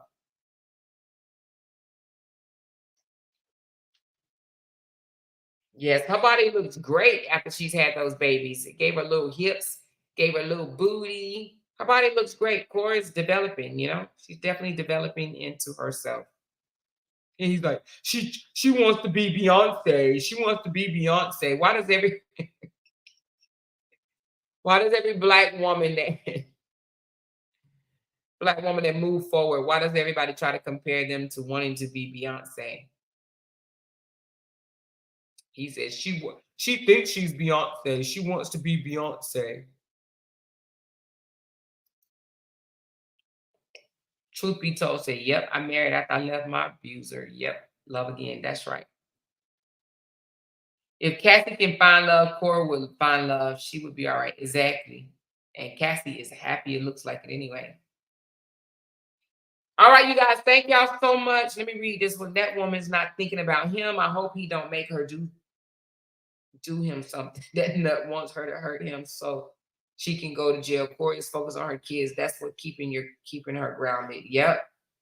I think her kids and I was telling somebody this, turn to music and dancing and do something that you enjoy. You know what I'm saying? Do something that you enjoy. Now, this is It's in 2015. I wonder, was this Kora's hair? Because it looks so cute. I don't know if this was her hair, but if it is, her hair is cute. But I don't know if it's hers, but it looks really good. I wonder, is this Kora's hair when it was longer? I don't know, but it looks good. He wanted her to be Beyonce, but she always wanted to be Kora. Kora said she wants an Asian man, but their thing is too small for her. Oh my God. Why does Kora want to date an Asian man? That woman not thinking about him. Yes, Karen, see. I worry about his daughters being with him every other week. I am sure he talks about her to the children. Oh, yes, I believe he does.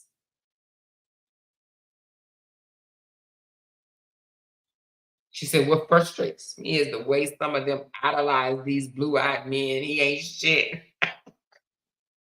He's definitely not. He's definitely not. He's a wannabe. He's a wannabe. We don't like insecure men. We like confident men. We like men that are confident. She said, that does look good. Don't it, don't? It does look good, don't it? It does. I like it. Anyway, thank y'all so much. Please make sure y'all hit that thumbs up. Thank you so much for being an amazing audience yet again another day. Come back tomorrow. We will start. Where we at, y'all? Chapter 8. Chapter 8. Remember, chapter 8, you guys, tomorrow. I was a little late today. I came on at 7:30 instead of 7 o'clock, so please forgive me. But I think I gave y'all a good show. It's been almost 3 hours. So thank y'all so very much. I will be back tomorrow. Hey, who wants to stick around and play bingo? I know I said I was going to do the P. Diddy breakdown. What are we doing? P. Diddy breakdown or bingo? Which one y'all want to do? P. Diddy breakdown. I'm not going to do it on this live. I'm going to end this live. But y'all want to do bingo or the P. Diddy breakdown?